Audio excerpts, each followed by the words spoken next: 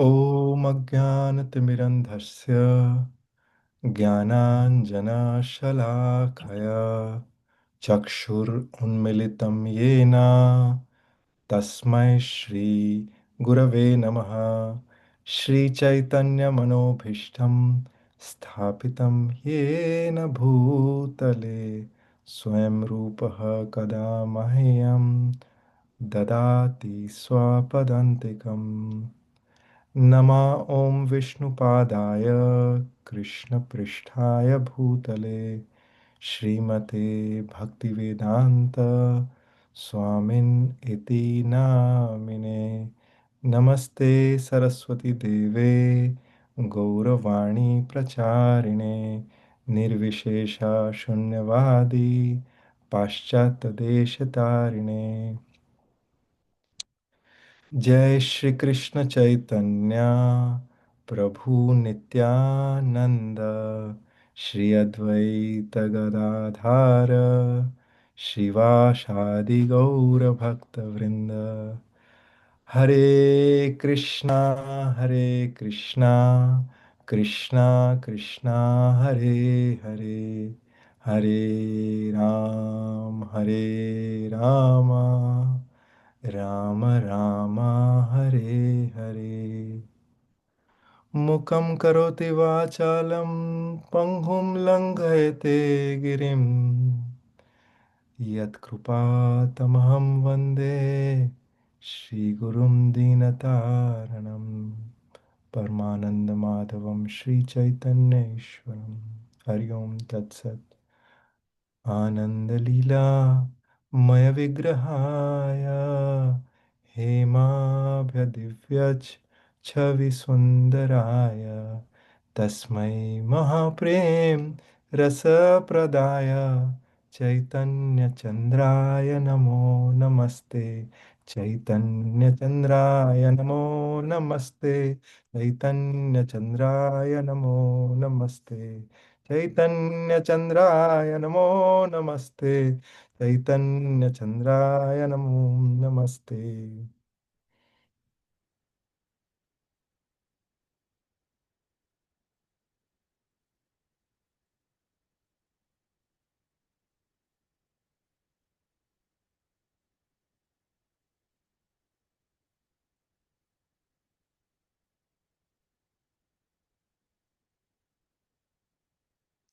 হরে কৃষ্ণ। সবাইকে আবার দণ্ডক প্রণাম জানাই। আশা করি আপনারা সবাই ভালো আছেন। আর আজকে এই সপ্তাহটা তো খুব বিশেষ উইক এমনিতে। তো আর আজকে তার মধ্যে আমেরিকার মধ্যে আজকে খুবই বিশেষ দিন। কেউ কি জানে যে আজকের বিশেষটা কি? হরে কৃষ্ণ প্রভু, দণ্ডবত প্রণাম। দণ্ডক প্রণাম। তো আজকে আজকে তো মাঘী পূর্ণিমা। মাঘী পূর্ণিমা। হুম। হ্যাঁ। আ- আজকে হ্যাঁ, কি প্রভু আজকে নরোত্তম দাস ঠাকুরের অ্যাপিয়ারেন্স ডে, রাইট? একদম। আজকে শিলা নরোত্তম দাস ঠাকুরের অ্যাপিয়ারেন্স ডে। তো ও, আমরা একটু শিলা নরোত্তম দাস ঠাকুরের ব্যাপারে আমরা একটু শ্রবণ করি। আর যদি টাইম পারমিট হয় তাহলে পরে একটু শর্টে শিলা নরোত্তম দাস ঠাকুরের উপর আমরা এই শ্রবণ করি। আর তারপরে যদি টাইম পারমিট করে তাহলে পরে আমরা একটুখানি আমাদের নিত্যানন্দ প্রভুর আহ, একটা পোর্শন আমরা টাচ করব। ঠিক আছে? এটা খুব খুব স্পেশাল দিন। তো আমরা জাস্ট মানে এমনি 1 মিনিট সবাই আমরা একটু যেখানেই আছি সেখানে 1 মিনিট একটু আমরা হরিনাম করে তাদের কৃপা জন্য আমরা ভিক্ষে চাই, যাতে কি আমরা রাইট ওয়ার্ডস প্রভু আমাকে আদেশ করেছে, তাই জন্য এই আমরা যাতে রাইট ওয়ার্ডস আমার মুখ থেকে বেরোয় আর যাতে আমরা সবাই মিলে পিউরিফাইড হয়ে যেতে। তো যে যেখানে আছে সেখানে আমরা সবাই হাতে হাতে তালি দিয়ে আমরা যাতে একটুখানি হরিনাম করি। হরে কৃষ্ণ কৃষ্ণ কৃষ্ণ হরে হরে, হরে রাম রাম রাম রাম হরে হরে। হরে কৃষ্ণ কৃষ্ণ কৃষ্ণ হরে হরে, হরে রাম হরে রাম, রাম রাম হরে হরে, হরে কৃষ্ণ কৃষ্ণ কৃষ্ণ কৃষ্ণ হরে হরে, হরে রাম রাম রাম হরে হরে। জয় প্রভুপদ প্রভুপদ প্রভুপদ, শ্রীলা প্রভুপদ, জয় গুরুদেবা গুরুদেবা গুরুদেবা, জয় গুরুদেবা।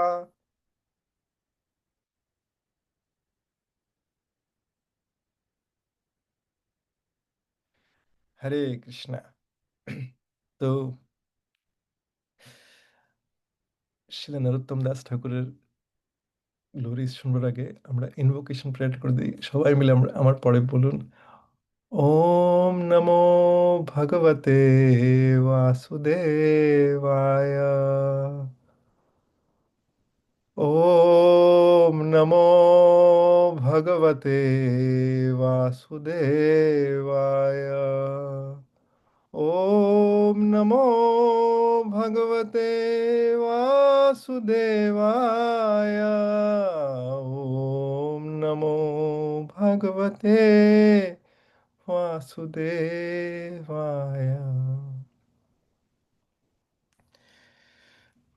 এই বিশেষ দিন শিলা নরোত্তম দাস ঠাকুরের আজকে আবির্ভাব তিথি। আর শিলা নরোত্তম দাস ঠাকুর মহাপ্রভুর অত্যন্ত একজন প্রিয় পার্ষদ। একবার মহাপ্রভু সংকীর্তন করে ফিরছেন আম, খেতুরির পাশ থেকে ফিরছেন, তখন হঠাৎ করে মহাপ্রভু অনেক জোরে জোরে ডাকতে লাগে, নরোত্তম নরোত্তম নরোত্তম নরোত্তম। যখন মহাপ্রভু এভাবে ডাকতে লাগে, তখন নরোত্তম দাস ঠাকুরের তখন আবির্ভাব হয়নি। নরোত্তম দাস ঠাকুর তখন এই প্ল্যানেটেই আসেনি। তখন ভক্তরা বুঝতে পারে না যে মহাপ্রভু এভাবে কেন ডাকছে। ইনিশিয়ালি বুঝতে পারে না, তারপরে ভক্তরা জানতে পারে যে হয়তো ফিউচারে এরকম একজন ভক্ত একজন আসবে এই জায়গায়। আর মহাপ্রভু এই পার্টিকুলার ভক্ত শিলা নরোত্তম দাস ঠাকুরের জন্য, মহাপ্রভু জানতেন যে শিলা নরোত্তম দাস ঠাকুর আসবেন, তাই জন্য পদ্ম নদীতে সে যখন স্নান করতে যায়, তখন এই পদ্ম নদীতে মহাপ্রভু পদ্ম নদীকে জানায় যে, পদ্মা নদী তখন ওই সময় মানে একদম মহাপ্রভু যখন স্নান করছে তার ভালোবাসায়, তার মানে একটা নদী, কিন্তু নদীর মধ্যেও ঢেউ আসতে লেগেছে। তো মহাপ্রভু বলে যে মানে সেই মহাপ্রভুর ভালোবাসায় তো মহাপ্রভু ওই নদীর যে পার্সোনালিটি সে বেরিয়ে আসে। আর তখন মহাপ্রভু বলে যে আমি আমার ভালোবাসাটা, আমার একজন ভক্ত আসবে ছিলেন উত্তম দাস ঠাকুর, তার জন্য আমি ফিউচারে যে আসবে এই ভক্ত, তার জন্য আমি ডিপোজিট করে রাখতে চাই। তো যখন সেই ভক্ত যখন আসবে তখন তুমি এই ভালোবাসাটা তাকে দিও। তখন পদ্ম নদীর পার্সোনালিটি বলে যে কিন্তু আমি নরোত্তম, আপনি দিয়ে দিয়ে যাচ্ছেন, আমি সেই সেবাটা যে করবো কি করে করবো আমি চিনতেই পারবো না। তখন বলবে যে না, মহাপ্রভু জানলেন যে যখন সেই ভক্ত যখন আসবে তখন তোমার এখানে যেরকম আমি যখন স্নান করছিলাম তখন যেরকম ঢেউ উঠে আসছিল, সেরকম তখন ওই ভক্তকে দেখো সেরকম ওরকম ঢেউ আসতে লাগবে। যখন তুমি এরকম তোমার এরকম ঢেউ যখন আসবে তখন তুমি বুঝতে পারবে যে আমার ভক্ত নরোত্তম এসছে। তখন তাকে তুমি এই আমার যে ডিপোজিট করা ভালোবাসাটা তখন তুমি দিয়ে দিও তখন। তো সেইভাবে শিলা নরোত্তম দাস ঠাকুরের যখন আবির্ভাব হয়, যখন ওর বয়স অনেকে অল্প, তখন সে একদম শিশু, একদম ছোট বাচ্চা। তখন একদিন রাত্রিবেলায় শিলা নরোত্তম দাস ঠাকুর স্বপ্নে দেখে মহাপ্রভুকে। আর মহাপ্রভু স্বপ্নের মধ্যে শিলা নরোত্তম দাস ঠাকুরকে বলে যে তুমি তুমি বৃন্দাবনে যাও, আর বৃন্দাবনে গিয়ে তুমি ওখানে লোকনাথ গোস্বামী আছে, তার কাছ থেকে তুমি দীক্ষা নাও। তো নরোত্তম দাস ঠাকুর হচ্ছে খেতুরি, এই বাংলাদেশে, আর বৃন্দাবন হচ্ছে অনেক দূরে তখন। কিন্তু এটা শুনে তারপরে নরোত্তমের স্বপ্ন ভেঙে যায়। আর যেই নরোত্তম যখন সকালবেলা উঠে, তখন ওইটুক ছোট্ট শিশু তখন বেরিয়ে পড়ে বাড়ির থেকে বৃন্দাবনের জন্য। এই এইসব কিছু আর ভাবে না যে আমার কি ব্যবস্থা করতে হবে বা ইয়ে। সে হাঁটতে লাগে। আর ওখানে তখন মানে আজ থেকে 500 বছর আগেকার রাস্তাঘাট, তখন ওখানে সব জঙ্গল ওখানে। তো ওই জঙ্গলের মাঝ থেকে নরোত্তম, ছোট্ট নরোত্তম হাঁটছে ওখানে। তো এবার যখন বাড়িতে সবাই জানতে পারে, তখন ওর বাবা মারা দেখে যে আরে আমার ছেলে, ছেলে তো দেখা যাচ্ছে না। তারা ডিটেকটিভ। আর নরোত্তম ছিল মানে তার জন্ম হয় একটা রাজঘরানাতে, সেটা রাজপুত্র ছিল। সেগুলো সব ছেড়ে দিয়ে তখন মানে যখন জঙ্গলের মধ্যে যখন হাঁটছে, যখন তখন ওর ওর বাবা, বাবা মা তখন তারা, ওরা ডিটেকটিভ, যখন তখনকার যে ইয়ে আছে ডিটেকটিভ, তাদেরকে হায়ার করে যে আমার ছেলেকে বার করো, কোথায় এখানে আমার ছেলে গেছে, কে নিয়ে গেছে আমার ছেলেকে। তখন তারা ডিটেকটিভরা যখন সার্চ করে, নরোত্তম তখন ওই জঙ্গল দিয়ে যাচ্ছে ছোট ছেলে, তখন তারা জঙ্গলের মধ্যে নরোত্তমকে খুঁজে পায়। আর খুঁজে পেয়ে তারা বলে যে তোমার বাবা আমাদের আদেশ করেছে, চলো তুমি ফেরত চলো আমাদের, তোমরা এখানে কি করছো তুমি জঙ্গলের মধ্যে। তখন নরোত্তম জানায় যে আমি আমার হৃদয়টা আমি কৃষ্ণাকে দিয়ে দিয়েছি, আর তাই জন্য আমি আমি এখন বৃন্দাবনে যাচ্ছি। তাই, আর খুবই বিনম্রতা পূর্বক নরোত্তম জানায়। তো এত এত মিষ্টি কথা শুনে যারা এসছে ওকে নিতে, তাদের হার্ট গুলো মেল্ট হয়ে যায়। আর হার্ট মেল্ট হয়ে গিয়ে তারা তারা শুধু রাজি হয় না, তারা উল্টো নরোত্তমকে কিছু টাকা পয়সাও দিয়ে দেয়। যে ঠিক আছে, তুমি যখন যাচ্ছ তখন এই টাকা পয়সাগুলো তোমার কাছে রাখো, তাহলে তোমার আগে গিয়ে কাজে লাগবে। তো এইভাবে আমাদের নরোত্তম দাস ঠাকুর শেখায় যে আমাদের কত ইম্পর্ট্যান্ট, আমাদের মুখ থেকে আমরা কি কথা বলছি, তাই না? যে আমরা কাউকে, আম, আমরা আমরা শুনেছি দীনপাবন প্রভুর কাছ থেকে যে যে ও- মানে কাউকে অনুদ্বেগ না বাক্যে, ঠিক আছে, কাউকে এরকম দুঃখজনক দেওয়া বাক্য আমাদের বলা উচিত না। যদি আমাদের আমাদের সত্য কথা বলা উচিত, কিন্তু এমন করে বলা উচিত যেটা যেটা তাদের কানের মধ্যেও সেটা হিট না হয় এরকম। তো সেইভাবে নরোত্তম দাস ঠাকুর যখন বৃন্দাবনে পৌঁছায়, তখন ছোট নরোত্তম, তখন জীব গোস্বামী তাকে নিয়ে আম, রাধা গোবিন্দর মন্দিরে তার সঙ্গে জীব গোস্বামীর সাক্ষাৎ হয়। আর জীব গোস্বামী তাকে নিয়ে যায় শিলা লোকনাথ গোস্বামীর কাছে। আর যখন লোকনাথ গোস্বামীর কাছে নিয়ে যায়, তখন লোকনাথ গোস্বামী আহ, কাছে গিয়ে নরোত্তম বলে যে আমি আহ, আমি আপনার কাছ থেকে দীক্ষা নিতে চাই। আমি, আর জানায় এরকম যে মহাপ্রভুর যে স্বপ্নটা পেয়েছে। এবার লোকনাথ গোস্বামীর ব্যাপারটা হচ্ছে যে তার আগে লোকনাথ গোস্বামীর একটাও শিষ্য ছিল না। লোকনাথ গোস্বামী তখন অব্দি একটাও শিষ্য গ্রহণ করেনি। তো লোকনাথ গোস্বামী বলে যে কিন্তু আমি তো শিষ্য গ্রহণ করছি না, আর তাছাড়া আমার কোনো যোগ্যতাই নেই। আর তুমি তো মহাপ্রভুর মানে দর্শন পেয়েছো, তুমি তুমি কোন স্ট্যান্ডার্ডের ভক্ত, আমি তোমাকে কি করে নিতে পারি এরকম। আর প্লাস তুমি একটা রাজ ঘরানা থেকে আসছো, তোমার তোমার ব্যাকগ্রাউন্ড দেখো, আর আমার কোনো ব্যাকগ্রাউন্ড নেই, আমার কাছে কিছুই নেই দেওয়ার মতো তোমাকে, তাই জন্য আমি তোমাকে নিতে পারবো না। তো এটা শুনে নরোত্তম খুব কাঁদে। আর কাঁদার পরে তারপরে আলটিমেটলি নরোত্তম এটাও বোঝে যে এটাই যখন ছিল লোকনাথ গোস্বামীর, যখন এটা ওনার ইচ্ছে, তখন উনি আর এটাতে বাধা দেয় না। তখন উনি মনে মনে ঠিক করে যে ঠিক আছে, আমাকে গুরু মহারাজ আমাকে গ্রহণ করবেন না, কোনো ব্যাপার না, কিন্তু আমি নিষ্কপটভাবে আমি গুরু মহারাজকে আমি সেবা করতে চাই। তো এইবার যেটা হয়, যেটা এটা বৃন্দাবনের মধ্যে যমুনার ধারে আম সকালবেলায় শিলা লোকনাথ গোস্বামী উনি যেতেন, মানে উনি সকালের যে কার্যকর্ম করবার জন্য উনি যেতেন ওখানে। ওই জায়গা, ওইখানে একটা পার্টিকুলার জায়গার মধ্যে গিয়ে সে তার মলমূত্র পাস করা এরকম করতেন। কিন্তু অদ্ভুতভাবে রোজ উনি একটা জিনিস অবজার্ভ করতেন, যে সকালবেলায় উনি যখন আসতেন, তখন আগের দিনের যেই মলমূত্র পাস করা ওগুলো সব মানে খুবই সুন্দর করে ক্লিনড এরকম অবস্থায় আছে। তো এরকম ১ দিন ২ দিন এরকম কয়েকদিন দেখবার পরে, মানে এরকম কয়েকদিন হয়ে যায়। অনেকদিন অবজার্ভ করার পরে মানে হঠাৎ করে স্ট্রাইক করে যাচ্ছে, বাই দ্য ওয়ে এটা কে করছে কি এরকম রোজ এরকম? তো একদিন আমি ঠিক করে যে আমি এই কালকে আমি একটু তাড়াতাড়ি আসবো, দেখবো কে এটা করছে।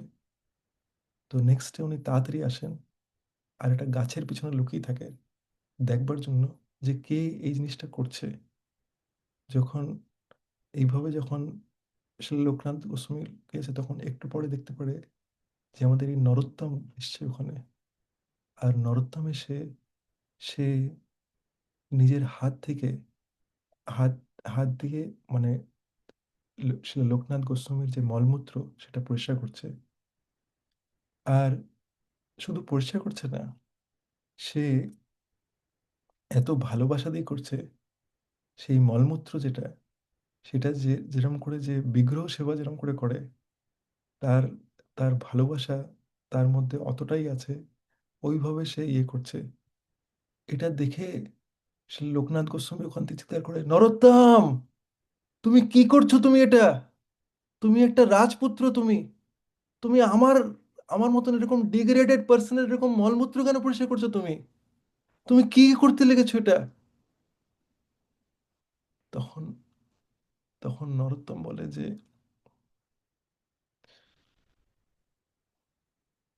আমি আমি somehow আপনাকে সেবা করতে চাই, আমার এটাই আমি আপনাকে সার্ভ করতে চাই। আর যখন নরোত্তম এটা বলে, তখন সেটা লোকনাথ গোস্বামী এটা বুঝতে পারেন যে নরোত্তম, অলদো সে একটা ওরকম রাজপুত্র বাড়ির থেকে আসছে, কিন্তু তার হার্টটা হচ্ছে একদম হাম্বল। আর সেই হৃদয়ের থেকে শিলা লোকনাথ গোস্বামীকে অ্যাকসেপ্ট করে নিয়েছেন অ্যাজ গুরু। আর তাই জন্য শিলা লোকনাথ গোস্বামী বাধ্য হয়ে যান যে শিলা নরোত্তম দাসকে অ্যাকসেপ্ট করতে, আর তাই জন্য শিলা নরোত্তম দাসকে দীক্ষা দেন। তো শিলা নরোত্তম দাস ঠাকুরের অনেক অনেক কন্ট্রিবিউশন আছে গৌড়ীয় বৈষ্ণবের আমাদের এই পরম্পরাতে। শিলা নরোত্তম দাস ঠাকুরের অনেক অনেক অনেক কন্ট্রিবিউশন। আর একটা মেজর কন্ট্রিবিউশন হচ্ছে শিলা নরোত্তম দাস ঠাকুরের, সেটা হচ্ছে এই বৈষ্ণব গীত। অনেক অনেক বিশেষ বৈষ্ণব গীত, মানে খুব উম, শিলা নরোত্তম দাস ঠাকুরের বৈষ্ণব গীতের মানে বিশেষতা হচ্ছে যে সেগুলো সব সিম্পল, আর খুব ইজিলি মানে যে কেউ গ্রহণ করতে পারে। তো আর খুবই ডিপও এট দ্য সেম টাইম। তো এর মধ্যে থেকে একটা একটা বৈষ্ণব গীত যেটা আমরা রেগুলারলি শিলা প্রভুপাদ আমাদের দিয়েছে, সেটা হচ্ছে গুরু পূজা, যেটা আমরা করি মন্দিরের মধ্যে। সেই গুরু পূজা, শ্রী গুরু চরণ পদ্মা, এটা শিলা নরোত্তম দাস ঠাকুরের দেওয়া আমাদের। আর এই এই গীতটাকে, এই ভজনটাকে, এই গুরু পূজার এই প্রেয়ার প্রার্থনাটাকে নরোত্তম দাস ঠাকুর শিলা লোকনাথ গোস্বামীর জন্য লিখেছিলেন। আর এটাকে শিলা প্রভুপাদ মানে পুরোপুরি কি বলবো, মানে ইংলিশে যেটাকে বলে ইমমর্টালাইজ করে দিয়েছে আমাদের পুরো পুরো ওয়ার্ল্ডের মধ্যে। আর প্রত্যেকটা মন্দিরের মধ্যে শিলা নরোত্তম দাস ঠাকুরের প্রার্থনা করা হয়। এমনকি মহাপ্রভু এটা বলেছিল যে নরোত্তম বলে যদি কেউ বারে বারে ডাকে, নরোত্তম নরোত্তম নরোত্তম, এইটা ইটসেলফই কাউকে পিউরিফাই করে দেবে। নরোত্তম দাস ঠাকুরের নামের মধ্যে এত মাহাত্ম্য আছে। তো এই এই ছিলেন নরোত্তম দাস ঠাকুর, আহ, অত্যন্ত অত্যন্ত মার্সিফুল। তো এইবারে আমরা একটু আমাদের এইটা তো আজকে শুভ দিন, আর এই সপ্তাহটা যেহেতু আমাদের নিত্যানন্দ প্রভুর আবির্ভাব তিথি ছিল, আমার মনে হয় ইন্ডিয়া বাংলাদেশে বোধহয় আহ, গতকালকে ছিল বোধহয়, তাই না? আহ, তাই কি লোকমান কৃষ্ণ প্রভু গতকালকে ছিল নাকি পরশু দিনকে? হ্যাঁ প্রভু, গতকালকে ছিল। গতকালকে, তাই তো, হ্যাঁ। হ্যাঁ তো প্রভু। সেই নিত্যানন্দ প্রভু উপরে আমরা একটা, আমি দেখছি যদি আমরা একটা প্রার্থনা করতে পারি আর ওটাতে ডিসকাস করতে পারি।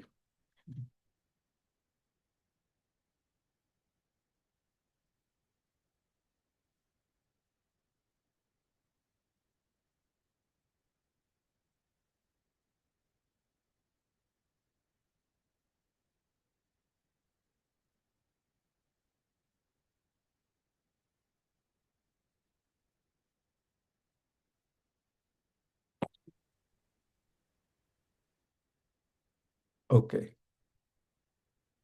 তাহলে আমি আমার স্ক্রিনটা শেয়ার করি।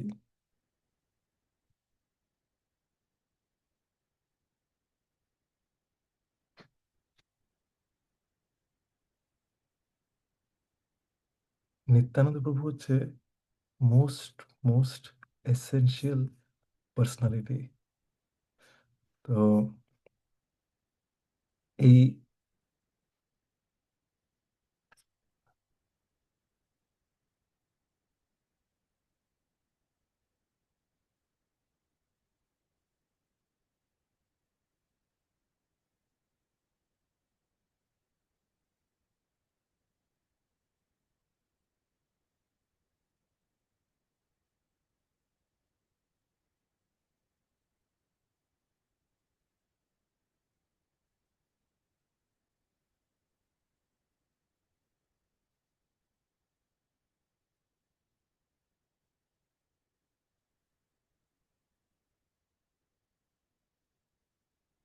তো নিত্যানন্দ প্রভুর ওই ভজনটাতে যাওয়ার আগে জাস্ট একটা কুইক জিনিস, সবে আমরা যদিও জানি, কিন্তু তবু একটা কুইক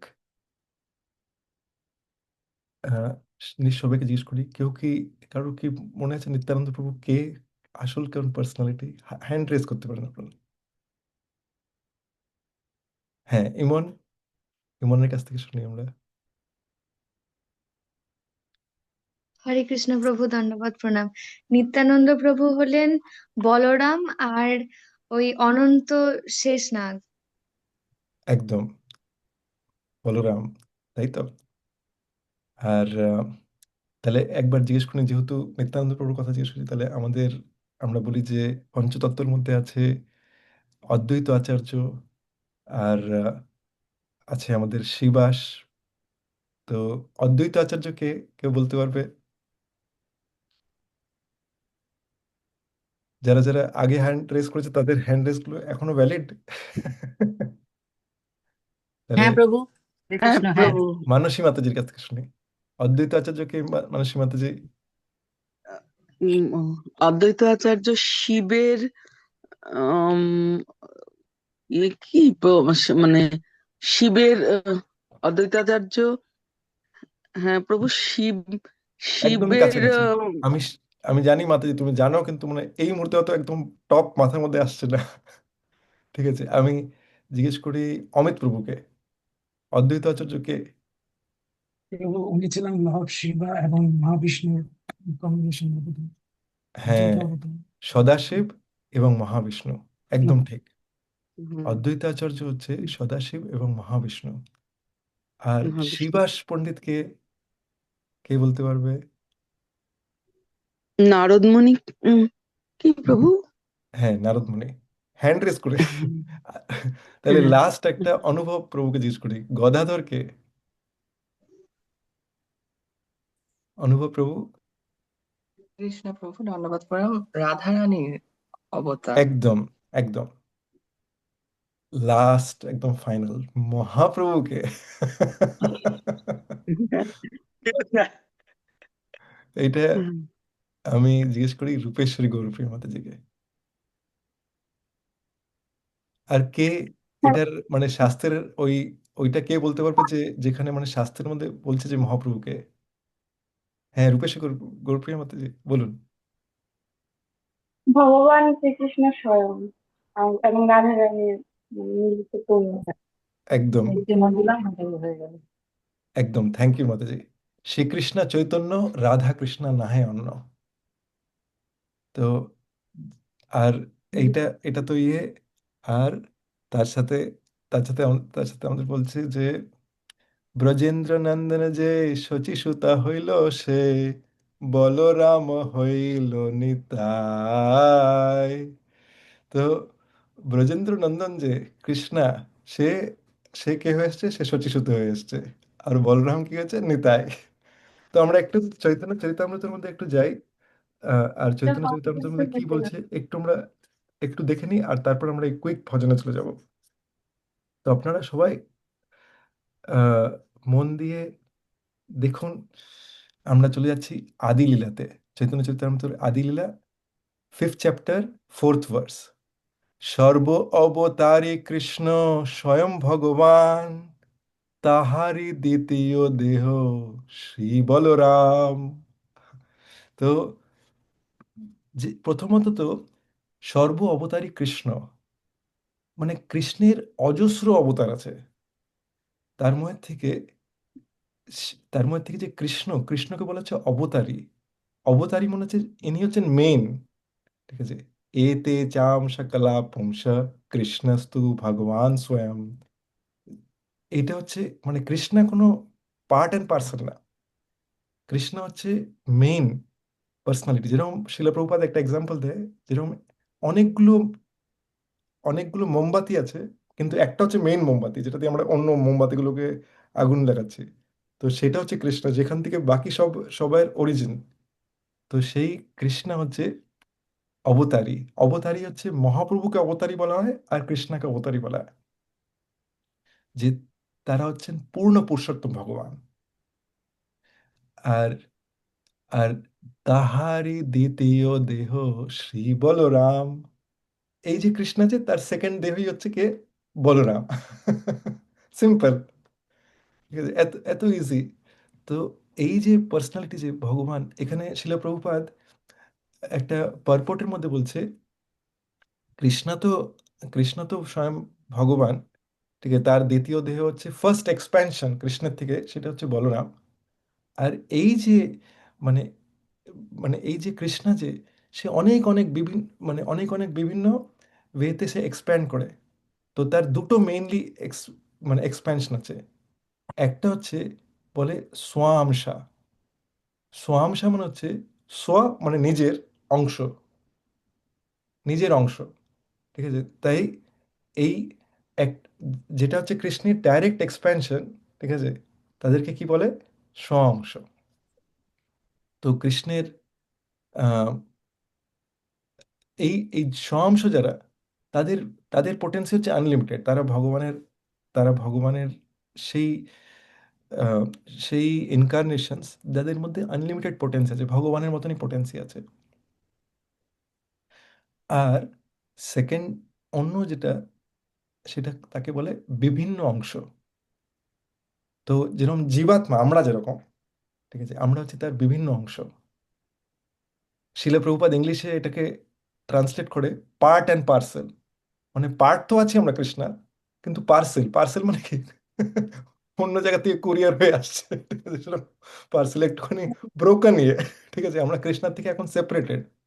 তাই জন্য কি হয়েছে, যেহেতু আমরা কৃষ্ণের থেকে সেপারেটেড, তাই জন্য আমরা এই এই জগতের মধ্যে দুঃখ ভুগছি। তাই না?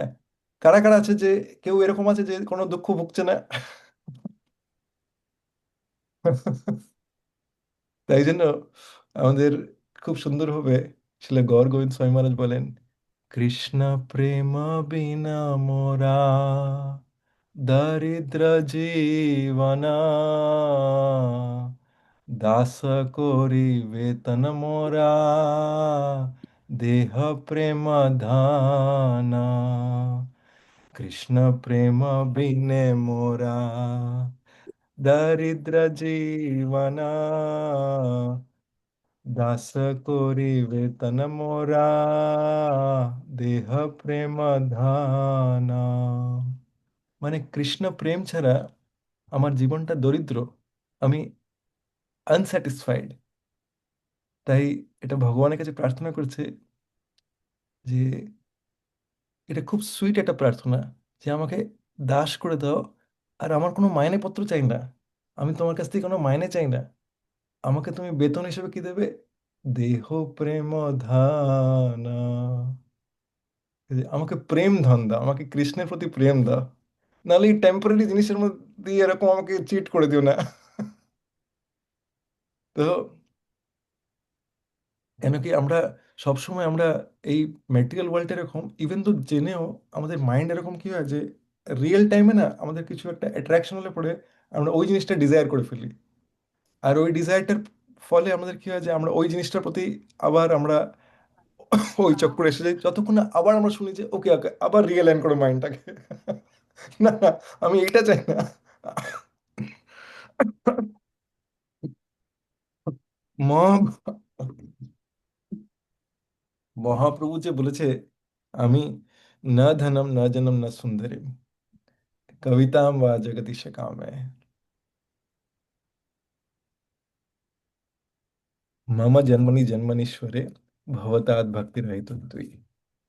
আমার আমার কোনো ম্যাটেরিয়াল জিনিস চাই না, না ধনম না জনম, আমার কোনো ওয়েলথ চাই না, আমার কোনো ফেম চাই না, কোনো এরম না যে ফ্যান ফলোয়ার চাই, আর না সুন্দরীম, অপোজিট সেক্সের প্রতিও অ্যাট্রাকশন চাই না, আর কবিতাম বা জগদীশ কামে, এরম চাই না যে ঠিক আছে সবাই আমাকে ওই মানে খুবই এরকম ইন্টেলিজেন্ট, খুব মানে ব্যাপক একটা কথাকার আসছে, সে আমাদের কৃষ্ণের কথা শোনাবে, বাহ কি দুর্দান্ত ভক্ত এর এসছে এরকম, এটাও চাই না। আর আমি চাই না যে আপনি আমাকে নিজের ধামেও নিয়ে যান, হ্যাঁ, গুলোকে নিয়ে যান, এটাও চাই না। না না, আপনি যদি চান তাহলে পরে আমি যেতে চাই, কিন্তু মানে আপনার যেটা ইচ্ছা সেটাই আমি করতে চাই। তাহলে তুমি কি চাওটা কি? যদি এগুলো কিছুই চাও না তাহলে কি চাও তুমি? আমাকে একটু ক্লিয়ারলি বলবে, কৃষ্ণাদি বলে তখন। তখন মহাপ্রভু আমাদের শেখাচ্ছে যে আমাদের প্রার্থনা করতে হবে যে মম জন্মনি জন্মনীশ্বরে ভবতাৎ ভক্তি রায় থেকে, আমি জন্ম জন্মান্তর আপনার শুদ্ধ ভক্ত হতে চাই, আমি জন্ম জন্মান্তর ধরে আপনাকে সেবা করতে চাই, আমি নিষ্কপট ভাবে আপনাকে সেবা করতে চাই, আমার এরকম না যে এটার বদলে কিছু চাই, এই যে আমি শুদ্ধ ভক্তি চাই। শুদ্ধ ভক্তি হচ্ছে কৃষ্ণ বলছে যে খুব রেয়ার, খুবই রেয়ার। কিন্তু আমি আমার গুরু মহারাজের কাছ থেকে, পরম পূজ্য রাধানাথ স্বামী মহারাজের কাছ থেকে শুনেছি যে কৃষ্ণা এত রেয়ার, কিন্তু কৃষ্ণা দিতে খুব ইজিলি দিয়ে দেয়, যদি এই তিনটে জিনিস থাকে। কারা কারা শুনতে চাই তিনটে জিনিস কি? যদি আমরা সিনসিয়ার হই, সিরিয়াস থাকি, সিরিয়াস মানে আমাদের গোলটার প্রতি সিরিয়াস, সিনসিয়ার, আর থার্ড হচ্ছে উইদাউট কোনো আলটিরিয়ার মোটিভ, আমাদের কোনো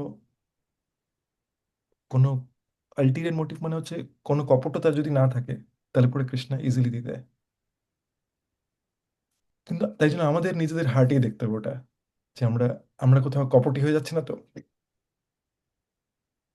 এবার যাই আমরা কৃষ্ণদাস কবিরাজ গোস্বামী নিজের এই অসাধারণ শ্রী চৈতন্য চরিতামৃততে কি বলছে। শিল ভক্তি সিদ্ধান্ত সরস্বতী ঠাকুর, এটা আমাদের সব আচার্যদের খুব ফেভারেট গ্রন্থ। শিল ভক্তি বিনোদ ঠাকুর 1 বছর অবধি মানে এটার জন্য ওয়েট করেছিলেন, আর আমাদের কাছে easily available Shri Chaitanya Charitamrita. Next এতে একাই স্বরূপ দোহে, ভিন্ন মাত্র কায়, আদ্যে কায় বিউহ কৃষ্ণ, লীলার সাহায়। আরে দুজনের স্বরূপ হচ্ছে একই, সেম আইডেন্টিটি, ভিন্ন মাত্র কায়।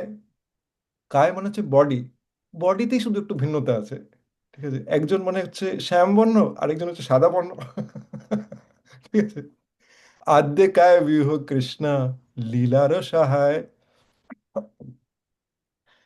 তো এই আদ্যকায় বিহ হচ্ছে ওই যে যে চারটে এক্সপ্যানশন, ঠিক আছে, সেই চারটে চারটে এক্সপ্যানশন তো হয়, কিন্তু বলরাম হচ্ছে ফার্স্ট এক্সপ্যানশন তার মধ্যে। আর বলরাম কি করে? লীলার সহায়, কৃষ্ণ লীলার সহায়, মানে কৃষ্ণর অ্যাসিস্ট্যান্ট। যখন লক্ষ্মণ হয়ে আসে তখন অ্যাসিস্ট্যান্ট, যখন বলরাম হয়ে আসে তখন অ্যাসিস্ট্যান্ট, ঠিক আছে, তখন যখন নিত্যানন্দ প্রভু হয়ে আসে তখন অ্যাসিস্ট্যান্ট, ভগবানের সেবাতে সবসময় ইয়ে করছে। আর এমন কি যে আমরা যেগুলো, যে ভগবানের সেবায় যে যে জিনিস আমরা ইউজ করি সেগুলো সব হচ্ছে বলরাম নিত্যানন্দ প্রভুর এক্সপ্যানশন। আমরা যে করতাল ইউজ করি, আমরা যে রান্নার যে জিনিসপত্র ইউজ করি, সেগুলো সব নিত্যানন্দ প্রভুর এক্সপ্যানশন। তো যেভাবে আমাদের লাইফটা, যেভাবে আমরা কৃষ্ণ ভাবনামৃততে যেভাবে আমরা আহ, আমরা যেভাবে অ্যাবজর্ব হচ্ছি, আস্তে আস্তে আমাদের লাইফের প্রত্যেকটা জিনিসই আমাদের কৃষ্ণার ইউজের জন্যই থাকে। ঠিক আছে? কেন কি আমাদের প্রথমে কি হয়, যখন আমরা ভক্তিপথে আসি তখন আমাদের কিছু পার্সোনাল জিনিস থাকে আর কৃষ্ণার কিছু, মানে কিছু ইয়ে থাকে। আস্তে আস্তে যেভাবে আমরা ইনস্ট্রাকশন পালন করি, দেখতে দেখতে দেখতে দেখতে আমাদের নিজের অ্যাকচুয়ালি কিছু থাকে না, সব কিছু যা কিছু আশেপাশে আমরা দেখতে পারি সেগুলো সবই আমাদের সেবা রিলেটেড। কেন? কেন কি আমরা যা কিছু করছি, আমরা যদি অফিসের কাজ করি সেটাও আমাদের ভগবানের সেবা, যদি আমরা পরিবারের দেখাশোনা করছি সেটা আমাদের ভগবানের সেবা। কেন কি আমাদের ভগবানই তো আমাদের এই পরিবারটা দিয়েছে। তারপরে যে তারপরে আমরা আমরা যদি পড়াশোনা করছি, এটা হচ্ছে আমাদের জন্য সেবা। কেন কি এই পড়াশোনা করে তারপরে আমরা এইটাকে আমরা ইউজ করবো, আমরা যে আমরা ভগবানের সেবায়, আমরা আমরা যা কিছু করছি, আমরা গাইডেন্স ফলো করছি এই যে প্রত্যেকভাবে। তো তখন আমাদের প্রত্যেক অ্যাসপেক্ট অফ লাইফ আমাদের আস্তে আস্তে কৃষ্ণ আসতে লাগে। আর সেইভাবে কৃষ্ণ আমাদেরকে এনলাইটেন করে ওই জায়গার মধ্যে। আর কৃষ্ণকে আনবার জন্য এই মোস্ট ইম্পর্টেন্ট পার্সোনালিটি হচ্ছে নিত্যানন্দ প্রভু। তো আমরা নেক্সট ভার্সে যাই। সেই কৃষ্ণ নবদ্বীপে, শ্রীকৃষ্ণ চৈ সেই কৃষ্ণ নবদ্বীপে শ্রী চৈতন্য চন্দ্র, সেই বলরাম সঙ্গে শ্রী নিত্যানন্দ। তো যেই যেই কৃষ্ণ নবদ্বীপে চৈতন্য মহাপ্রভু রূপে এসছেন, তার সাথে সাথে বলরাম এসছে কোন রূপে? নিত্যানন্দ প্রভু রূপে। আর এইবারে আমি সবাইকে বলবো যে মন দিয়ে আপনারা এই পার্টটা শুনুন, এটা কেন কি এটাতে বিশেষ আশীর্বাদ আছে। শঙ্কর্ষণা কারুণতোয়শায়ী, গর্ভোদশায়ী চ পয়োবধিশায়ী, শেষশ্চ यस्यां सकलस्य नित्य, नन्दाख्य राम शरणं ममस्तु। শঙ্কর্ষণ কারণ তোয়শায়ী, এটা বলরামের থেকে কোন কোন এক্সপ্যানশন হচ্ছে সেটা বলছে। বলরামের থেকে প্রথম ফার্স্ট এক্সপ্যানশন হচ্ছে শঙ্কর্ষণ, তারপরে কারণদক্ষায় বিষ্ণু। কারণদক্ষায় বিষ্ণু, সে হচ্ছে, তাকে বলা হয়, সে কারণ ওশেনের মধ্যে আছে, কারণ সমুদ্রতে।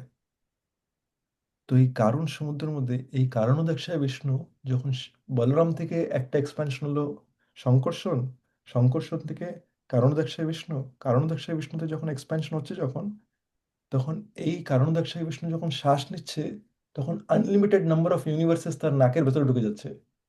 আর যখন শ্বাস ছাড়ছে তখন আনলিমিটেড নাম্বার অফ ইউনিভার্সেস তার নাক থেকে বেরিয়ে আসে। যেগুলো চলে গেল সেই ইউনিভার্সগুলো ডিস্ট্রয় হয়ে গেল, সেগুলো ধ্বংস হয়ে গেল। আর যখন শ্বাস ছাড়ছে যখন, তখন আনলিমিটেড নাম্বার অফ ইউনিভার্সেস বেরোচ্ছে। এখন এই যে অতগুলো ইউনিভার্স বেরোলো, যে তারপরে বলছে গর্ভোদশাই চ পয়োবদিশাই, প্রত্যেকটা ইউনিভার্সের মধ্যে আবার এই কারণদক্ষায় বিষ্ণু আবার এক্সপ্যান্ড করলো। আর এই এই ইউনিভার্সাল গুলোর মধ্যে প্রত্যেকটা ইউনিভার্সের মধ্যে একটা একটা ফর্মে গেল, আর তার নাম হচ্ছে গর্ভোদক্ষায় বিষ্ণু। আর এই গর্ভোদক্ষায় বিষ্ণু, সে ওখানে ওখানে সে যখন শুয়ে আছে তখন মানে সেই প্রত্যেকটা ইউনিভার্সের মধ্যে তার নাভির থেকে বেরোচ্ছে একটা লোটাস ফ্লাওয়ার। আর ওই নাভিতে নাভিতে বসে ওই ওই লোটাস ফ্লাওয়ার জন্ম হচ্ছে ব্রহ্মার। তো এই গর্ভোদকশায়ী বিষ্ণু, প্রত্যেকটা ইউনিভার্সের মধ্যে গর্ভোদকশায়ী বিষ্ণু আছে, সে হচ্ছে প্রাইমারি ক্রিয়েটার। আর তারপরে এই গর্ভোদকশায়ী বিষ্ণু, ওই গর্ভোদকশায়ী বিষ্ণুর নাভির থেকে যে ব্রহ্মা এসছে, সেই ব্রহ্মা প্রথমে যখন জন্ম হয় তখন বুঝতে পারছে না যে কি করবো আমি এখানে। একটু লোটাস থেকে একটু নেমে আসে, টুক টুক টুক টুক করে নেমে আসে। নেমে এসে দেখেছে আরে বাবা, এ তো আমি বুঝতে পারছি না কি করতে হবে। আবার উপরে উঠে এসে তখন আবার ভগবানকে প্রার্থনা যখন করে, তখন সে একটা জিনিস আমি কি করব প্রভু, তখন তার কানের মধ্যে একটা ওয়ার্ড আসে, তপস। তার মেডিটেশনের মধ্যে এই ওয়ার্ডটা আসে। তাই জন্য শ্রীমদ্ ভাগবতমের মধ্যে ফার্স্ট ফার্স্ট ক্যান্টোতে ফার্স্ট চ্যাপ্টারের মধ্যে ফার্স্ট ভার্সের মধ্যেই বলছে, তেনে ব্রহ্মা হৃদয় আদি কবয়ে মুয়ন্তি যৎ সূর্যা। তেনে ব্রহ্মা হৃদয় আদি কবয়ে, সেই ব্রহ্মার হৃদয়ের মধ্যে এটা এই জ্ঞানটা দেয় যে কিভাবে কিভাবে ক্রিয়েশন করতে হবে। তো প্রথমে যখন অনেকগুলো ইউনিভার্সেস যখন আসে, তখন মহাবিষ্ণুর জাস্ট গ্ল্যান্সের মধ্যে ওখানে সব লিভিং এন্টিটিসরা ক্রিয়েটেড হয়ে যায়। আর আর তারপরে যখন যখন ব্রহ্মা যখন আসে, তখন ব্রহ্মা তখন সেকেন্ডারি ক্রিয়েশন করে সব। এখানের মধ্যে তার কাছে সব কৃষ্ণা এই ইন্টেলিজেন্সটা দেয় যে কি করে ক্রিয়েশন করবে। আর তারপরে এই আবার গর্ভদক্ষায় বিষ্ণু আবার ফার্দার এক্সপ্যান্ড করে প্রত্যেকটা লিভিং এন্টিটিসের ভেতরে। আমরা বলি না যে আমাদের হার্টের মধ্যে পরমাত্মা আছে, তো প্রত্যেকটা লিভিং এন্টিটির হার্টের মধ্যে সে চলে যায় ক্ষীরোদক্ষায় বিষ্ণু। সেটা পরের লাইনে বলছে, শেষশ্চ यस्यां सकलस् गर्भोदचाय च पयोपदिशाय शेषश्च यस्यां सकलस्य नित्य नंद्याख्यरामा शरणम ममस्तु। তো এই যে এই যে বলরাম সে এক্সপ্যান্ড করছে শঙ্কর্ষণ, তারপরে শেষনাগ, আর এই যে তিনটে বিষ্ণু আমি বললাম, একটা হচ্ছে কারণদক্ষায় বিষ্ণু, গর্ভদক্ষায় বিষ্ণু আর শিরোদক্ষায় বিষ্ণু, এই তিনটেতে সে এক্সপ্যান্ড করছে। আর এই বলরাম যে এই বলরাম আর নিত্যানন্দ প্রভু নন ডিফারেন্ট। তাই জন্য আমি এই জন্য বললাম, কেন কি নিত্যানন্দ প্রভু আর বলরাম যদি সেম হয় তাহলে ভেবে দেখুন যে সে কোন লেভেলে, তার থেকে আবার এক্সপ্যান্ড হয়ে মানে কারণ দর্শায় বিষ্ণু আছে, সেখান থেকে মাল্টিপল ইউনিভার্সেস, প্রত্যেকটা ইউনিভার্সেসের মধ্যে থেকে আবার প্রত্যেকটা ইউনিভার্সের মধ্যে আবার সে ব্রহ্মা ক্রিয়েট করছে, তারপরে আবার লিভিং এন্টিটি বেরোচ্ছে। আমরা একটা ইউনিভার্সের একটা ছোট্ট পার্টের মধ্যে বসে আছি। তো নিত্যানন্দ প্রভু সেই পার্সোনালিটিটা, আর সেই পার্সোনালিটিটা 500 বছর আগে আমাদের এখানে এসছে। আর তাকে তাকে অলসো মানে তার এক্সপ্যানশন অফ এক্সপ্যানশনকেই বলা হয় শেষ নাগ বা শেষ। কেন কি সে কি করে, ভগবানের যে কার্যগুলো যেগুলো বাকি আছে সেগুলো সে শেষ করে দেয়। তাই জন্য সে শেষ করে। আর তাই জন্য তার যে পার্ষদ মানে কারা, আমাদের গুরু পরম্পরা, তারা আসে যাতে কি ভগবান যে কাজটা স্টার্ট করে দিয়ে গেছে, মহাপ্রভু সংকীর্তন মুভমেন্ট স্টার্ট করে দিয়ে গেছে, সেটা শেষ করবার জন্য তার পার্শ্বদরা এসছে আমাদের সবাইকে নিয়ে যাওয়ার জন্য। হরি বল। তো আমি কেন বললাম যে এটা হচ্ছে একটা, তো হচ্ছে নিত্যানন্দ প্রভুর প্রণাম মন্ত্র, কিন্তু এটার মধ্যে যে এই তিনটে বিষ্ণুর ব্যাপারে জানে, কারণদক্ষায় বিষ্ণু, গর্ভদক্ষায় বিষ্ণু আর শিরোদক্ষায় বিষ্ণু। শিরোদক্ষায় বিষ্ণু হচ্ছে ক্ষীর সাগরের মধ্যে শুয়ে আছে, ঠিক আছে। এইটুক জিনিসটা যে জানে, মানে যে এনার ব্যাপারে এনাদের ব্যাপারে যে এই তত্ত্বটা যে জানে, সে জীবন মুক্ত হয়ে যায়। হরি বল। এইবার আমরা তত্ত্ব কথা আমরা বললাম, অত এটা অনেক হেভি জিনিস। এর থেকে আমরা আবার চলে আসি লাইট জিনিসের মধ্যে। হরে কৃষ্ণ। অমিত প্রভু কিছু বলবে? একটা কোশ্চেন ছিল, লাইক হ্যাঁ, কোশ্চেনটা এটা নিই। সংঘর্ষণ। হ্যাঁ, হ্যাঁ, ঠিক আছে, তাহলে আমরা লাইট জিনিস চলে আসি। লাইটের মধ্যে যেহেতু আজকে শিলা নরোত্তম দাস ঠাকুরের আবির্ভাব তিথি, আর যেহেতু আমরা নিত্যানন্দ প্রভুর ব্যাপারে ডিসকাস করছি, তাই জন্য এমন একটা কিছু করি যেখানে নরোত্তম দাস ঠাকুর আছেন আর নিত্যানন্দ প্রভু আছে। তাই দুজনকেই আমরা গ্লোরিফাই করতে পারবো। তো চলে আসি আমরা, এই ভজনটা আমরা গাই। আমি সবাইকে রিকোয়েস্ট করবো যে যে যেখানেই আছে সেখান থেকে আমরা যাতে মন দিয়ে এটা নিজেরা আমরা করার চেষ্টা করি, ঠিক আছে? আর এটা তারপরে আমরা ফার্স্টে আমরা সবাই মিলে করব, তারপরে একটু মানেটা বুঝবো, ঠিক আছে? নিতাই পদে কমলা, এই এই ভজনটা শিলা নরোত্তম দাস ঠাকুর লিখেছেন, আমাদের দিয়ে গেছেন। যখন আমরা আচার্যদের এই ভজনগুলো গাই না, তখন যদিও আমাদের মধ্যে শুদ্ধতা নেই, যদিও আমরা মানে একদম নতুন, যেটা আমাদের সিচুয়েশন, কিন্তু যখন আমরা আচার্যদের যখন ভজনগুলো গাই, তখন যেটা হয়ে যায় যে এটা ভগবানের কানের মধ্যে যায় যে আচ্ছা, কে আমার, মানে আমার নরোত্তম গাইছে এটা, তার তার অ্যাটেনশন পড়ে। আর অ্যাটেনশন পড়বার জন্য আমরা তার ভগবানের কৃপার ওই আচার্যর মাধ্যমে আমরা রেসিপিয়েন্ট হয়ে যাই।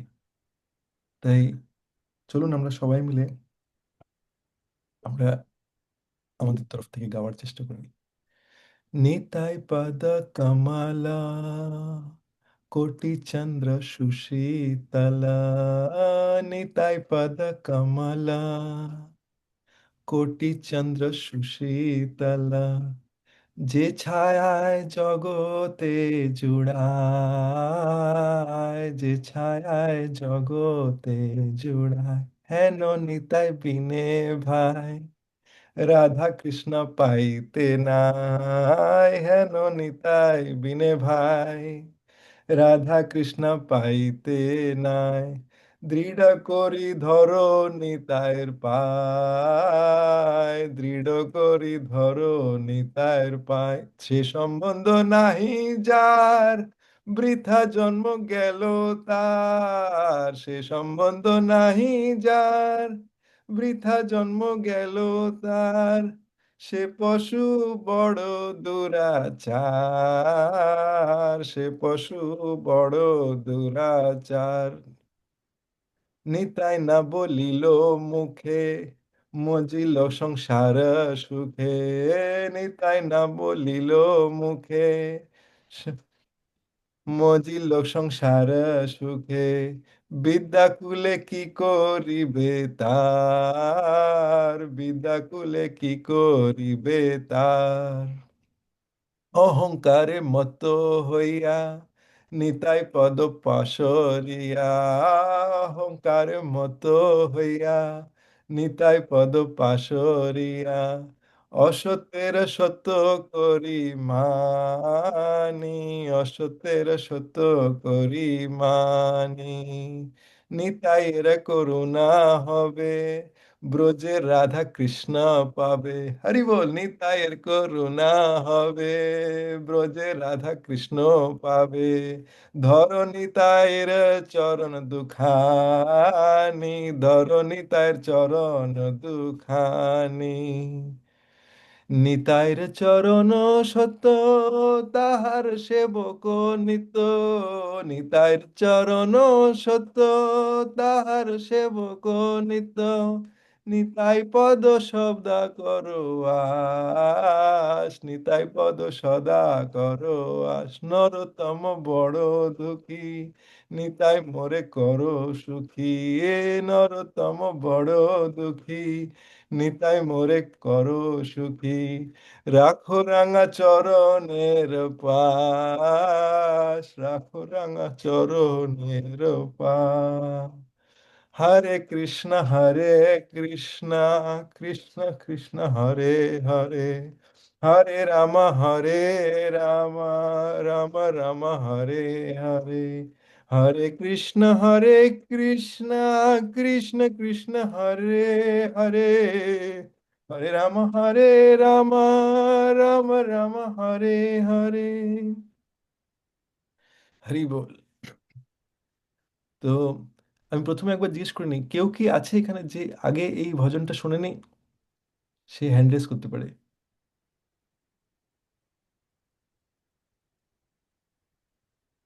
ও আচ্ছা, ঠিক আছে।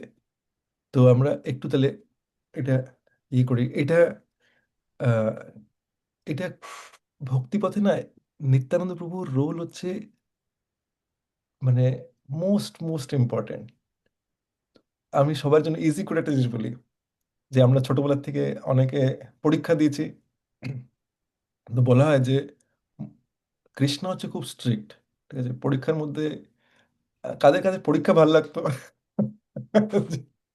উল্টো প্রশ্ন জিজ্ঞেস করি, কাদের কাদের পরীক্ষা ভালো লাগতো না? আমি আছি।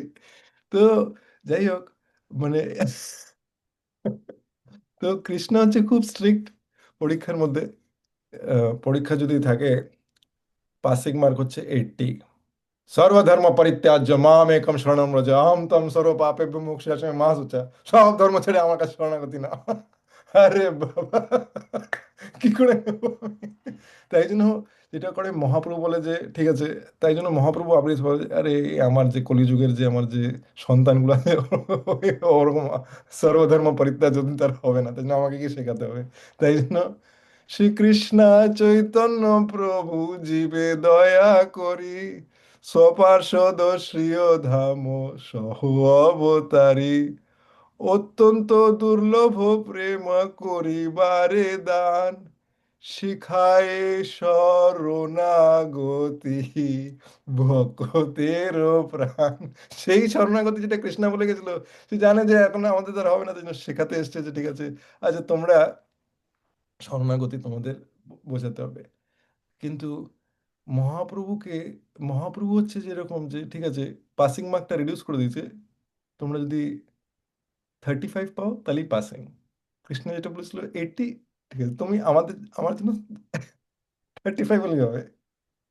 কিন্তু এবার মহাপ্রভুর, আমাদের কলিযুগে এরকম যে মহাপ্রভু আমরা কি 35ও পাবো? তো তাই জন্য আসলে নিত্যানন্দ প্রভু, সেই সেই বলরাম, সেই নিত্যানন্দ প্রভু যে কমপ্লিটলি পোর্টেন্ট, সে এসে বলে যে আমি জানি যে তোমরা, তোমাদের দ্বারা এটাও খুব ডিফিকাল্ট। তোমরা একটা কাজ করো, এক্সামের মধ্যে না তোমাদের পেপারের মধ্যে তোমাদের নিজের নাম আর রোল নাম্বারটা মনে রাখলেই হবে। ওটা লিখলেই পাস। এইটা হচ্ছে নিত্যানন্দ প্রভু মার্সি। আমাদের জাস্ট নিত্যানন্দ প্রভুর কাছে গিয়ে প্রার্থনা করতে হবে, নিত্যানন্দ প্রভু আমি কৃষ্ণ প্রেম চাই, প্রভু আমি কৃষ্ণ প্রেম চাই, আমার উপরে কৃপা করুন, আমি আপনার শুদ্ধ ভক্তের অ্যাসোসিয়েশন পেতে চাই। আমি somehow আমি বুঝতে পেরেছি যে আমি এইটার বলা হচ্ছে যে আমি রিয়েলাইজ করতে পেরেছি যে এটা হচ্ছে আসল জিনিস।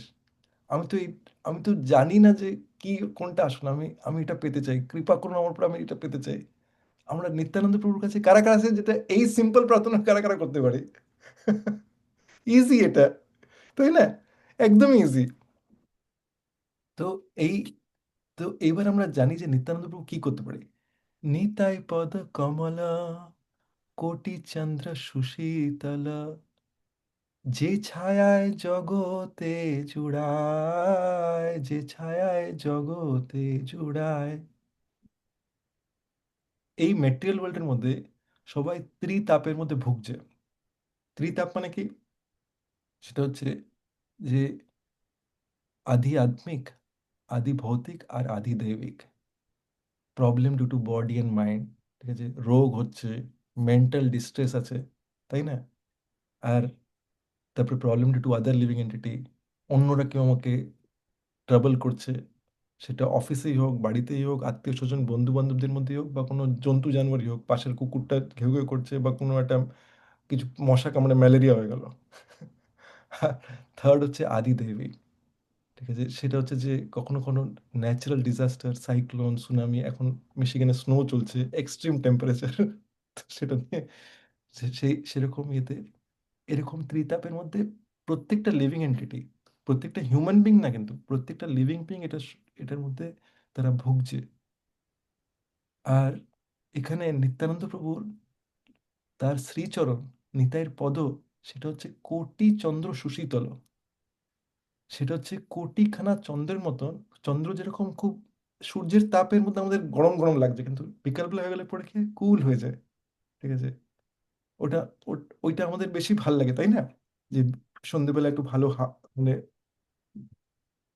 চাঁদের আলোও পাওয়া যাচ্ছে, আর একটু কুল এনভায়রনমেন্ট। আর নিত্যানন্দ প্রভুর শ্রীচরণ হচ্ছে কোটি কোটি চন্দ্রের মতন কুলিং এফেক্ট। তো এই ত্রিতাপের এফেক্ট থেকে বাঁচবার জন্য সেখানে বলছে যে ছায়ায় জগতে জুড়ায়, এই ছায়ার মধ্যে জগতের মানে জগৎকে, এই ছায়ার মধ্যে সে কমপ্লিটলি আমাদের প্রোটেক্ট করে। নিত্যানন্দ প্রভুর কোমল কোমল পদ, মানে এই লোটাস ফিট। হেন নিতাই বিনে ভাই, রাধা কৃষ্ণা পাইতে নাই। শিলা নরোত্তম দাস ঠাকুর বলে দিচ্ছে, আরে কাকে পেতে চলেছো? শিলা রাধা, তুমি রাধা কৃষ্ণকে পেতে চলেছো, কিন্তু নিতাই বিনা ভাই তুমি রাধা কৃষ্ণ পেতে পারবে না। বিনা নিতাই তুমি কিচ্ছু পেতে পারবে না। তো তাই জন্য নিত্যানন্দ প্রভু হচ্ছে নাম্বার ওয়ান। আর নিত্যানন্দ প্রভুর, আমরা নিত্যানন্দ প্রভুকে কি করে ইজিলি অ্যাক্সেস করতে পারি? তো নিত্যানন্দ প্রভু তার পার্শ্বদের পাঠিয়ে দিয়েছে, আমাদের গুরুবর্গরা। তো দীনপাবন গরম প্রভু একটা জিনিস, আমি জানি যে আপনারা অনেকে শুনেছেন ক্লাসে, কিন্তু আপনাদের মনে করে দিই, অনেক আগে ক্লাসে দীনপাবন গরম প্রভু একটা খুব সুন্দর কথা বলেছিল, যে আমরা যখন কৃষ্ণের কাছে যখন কিছু প্রার্থনা করি না, সেটা হচ্ছে ইন্টারন্যাশনাল কল। কিন্তু যখন গুরু মহারাজের কাছে প্রার্থনা করি, তখন ওটা লোকাল কল। এটা হার্ট টু হার্ট কানেকশন। আর এই কানেকশনটা কি করে এস্টাবলিশ হয়? যখন আমরা রেগুলারলি আমরা আমাদের আপডেট শেয়ার করছি, আমরা কোন জিনিস আমরা চ্যালেঞ্জড আছি, কোথায় আমরা যেতে চাই। তো আমরা যদি চাই যে আমরা শুদ্ধ ভক্ত হতে চাই, শুদ্ধ ভক্ত হলে পরে কি হবে? শুদ্ধ ভক্ত হলে পরে আমাদের হার্টগুলো এমন ট্রান্সফর্মড হয়ে যাবে যে আমরা ভগবানকে প্রত্যেকটা মোমেন্ট, তার অ্যারেঞ্জমেন্ট প্রত্যেকটা সময় আমরা দেখতে পারবো, প্রত্যেকটা মোমেন্ট আমরা এক্সপিরিয়েন্স করতে পারবো ভগবানের ইয়ে। আর প্রত্যেকটা জিনিসের মধ্যে আমরা ভগবানের যে প্রেজেন্স, সেটা আমরা ফিল করতে পারবো। আর এটা তো সাইড এফেক্ট, কিন্তু মোস্ট ইম্পর্টেন্ট জিনিস হচ্ছে, যখন আমরা শুদ্ধ হব, তখন ভগবান আমাদের অ্যাজ এন ইনস্ট্রুমেন্ট ইউজ করবে, যদি আমরা চাই নিজের সেবায় নিযুক্ত করবার জন্য। তো ঠিক ওইভাবেই, যেন আমাদের বাড়িতে যদি একটা রান্না করেছি, একটা বাসন আছে, সেই বাসনটাতে কি আর আমরা আবার সেকেন্ড রান্নাটা করব? করবো না আমরা, তাই না? নেক্সট টাইম কি আমরা রান্না করব? কারা কারা আছে সেম সেম বাসনের মধ্যে আরেকটা নেক্সট রান্না চলো হয়ে যাক, না ধুয়ে? তো আমরা ধুয়ে তারপরে করি, তাই না? কেন? কেন কি আমরা বাসনটা শুদ্ধ চাই। সেইভাবেই যখন আমরা নিজেরাও শুদ্ধ হব, তখন আমাদেরকেও ইউজ করা হবে ভগবানের সেবায় সেইভাবে। তো এখন যেগুলো আমরা সেবা করি, সেটা হচ্ছে আমাদের আমাদের নিজেরা পিউরিফাই হওয়ার জন্য। আর উইথ এভরি, ইভেন তো আমরা সেম সেবাই রেগুলারলি করছি, তো আস্তে আস্তে আমাদের কনসিয়াসনেসটা পিউরিফাইড হচ্ছে, যাতে কি আমরা নিত্যরূপে সেই সেবার মধ্যে আমরা যোগদান দিতে পারি। দৃঢ় করি ধরো নিতাইয়ের পায়, দৃঢ় করি ধরো নিতাইয়ের পায়। যদি রাধা কৃষ্ণকে যদি না পেতে পারি বিনা নিত্যানন্দ প্রভুকে, তাই জন্য নরোত্তম দাস ঠাকুর আমাদের বলছে, ওরে ভাই শুনে নাও, তোমাকে এই অ্যাডভাইসটা শুনে নাও আমার তরফ থেকে, দৃঢ় করে নিত্যানন্দ প্রভুর পা ধরে নাও। এটা জিজ্ঞেস করি আমি সবাইকে, কাদের কাদের বাড়িতে গৌর নিতাই ডিটিস আছে?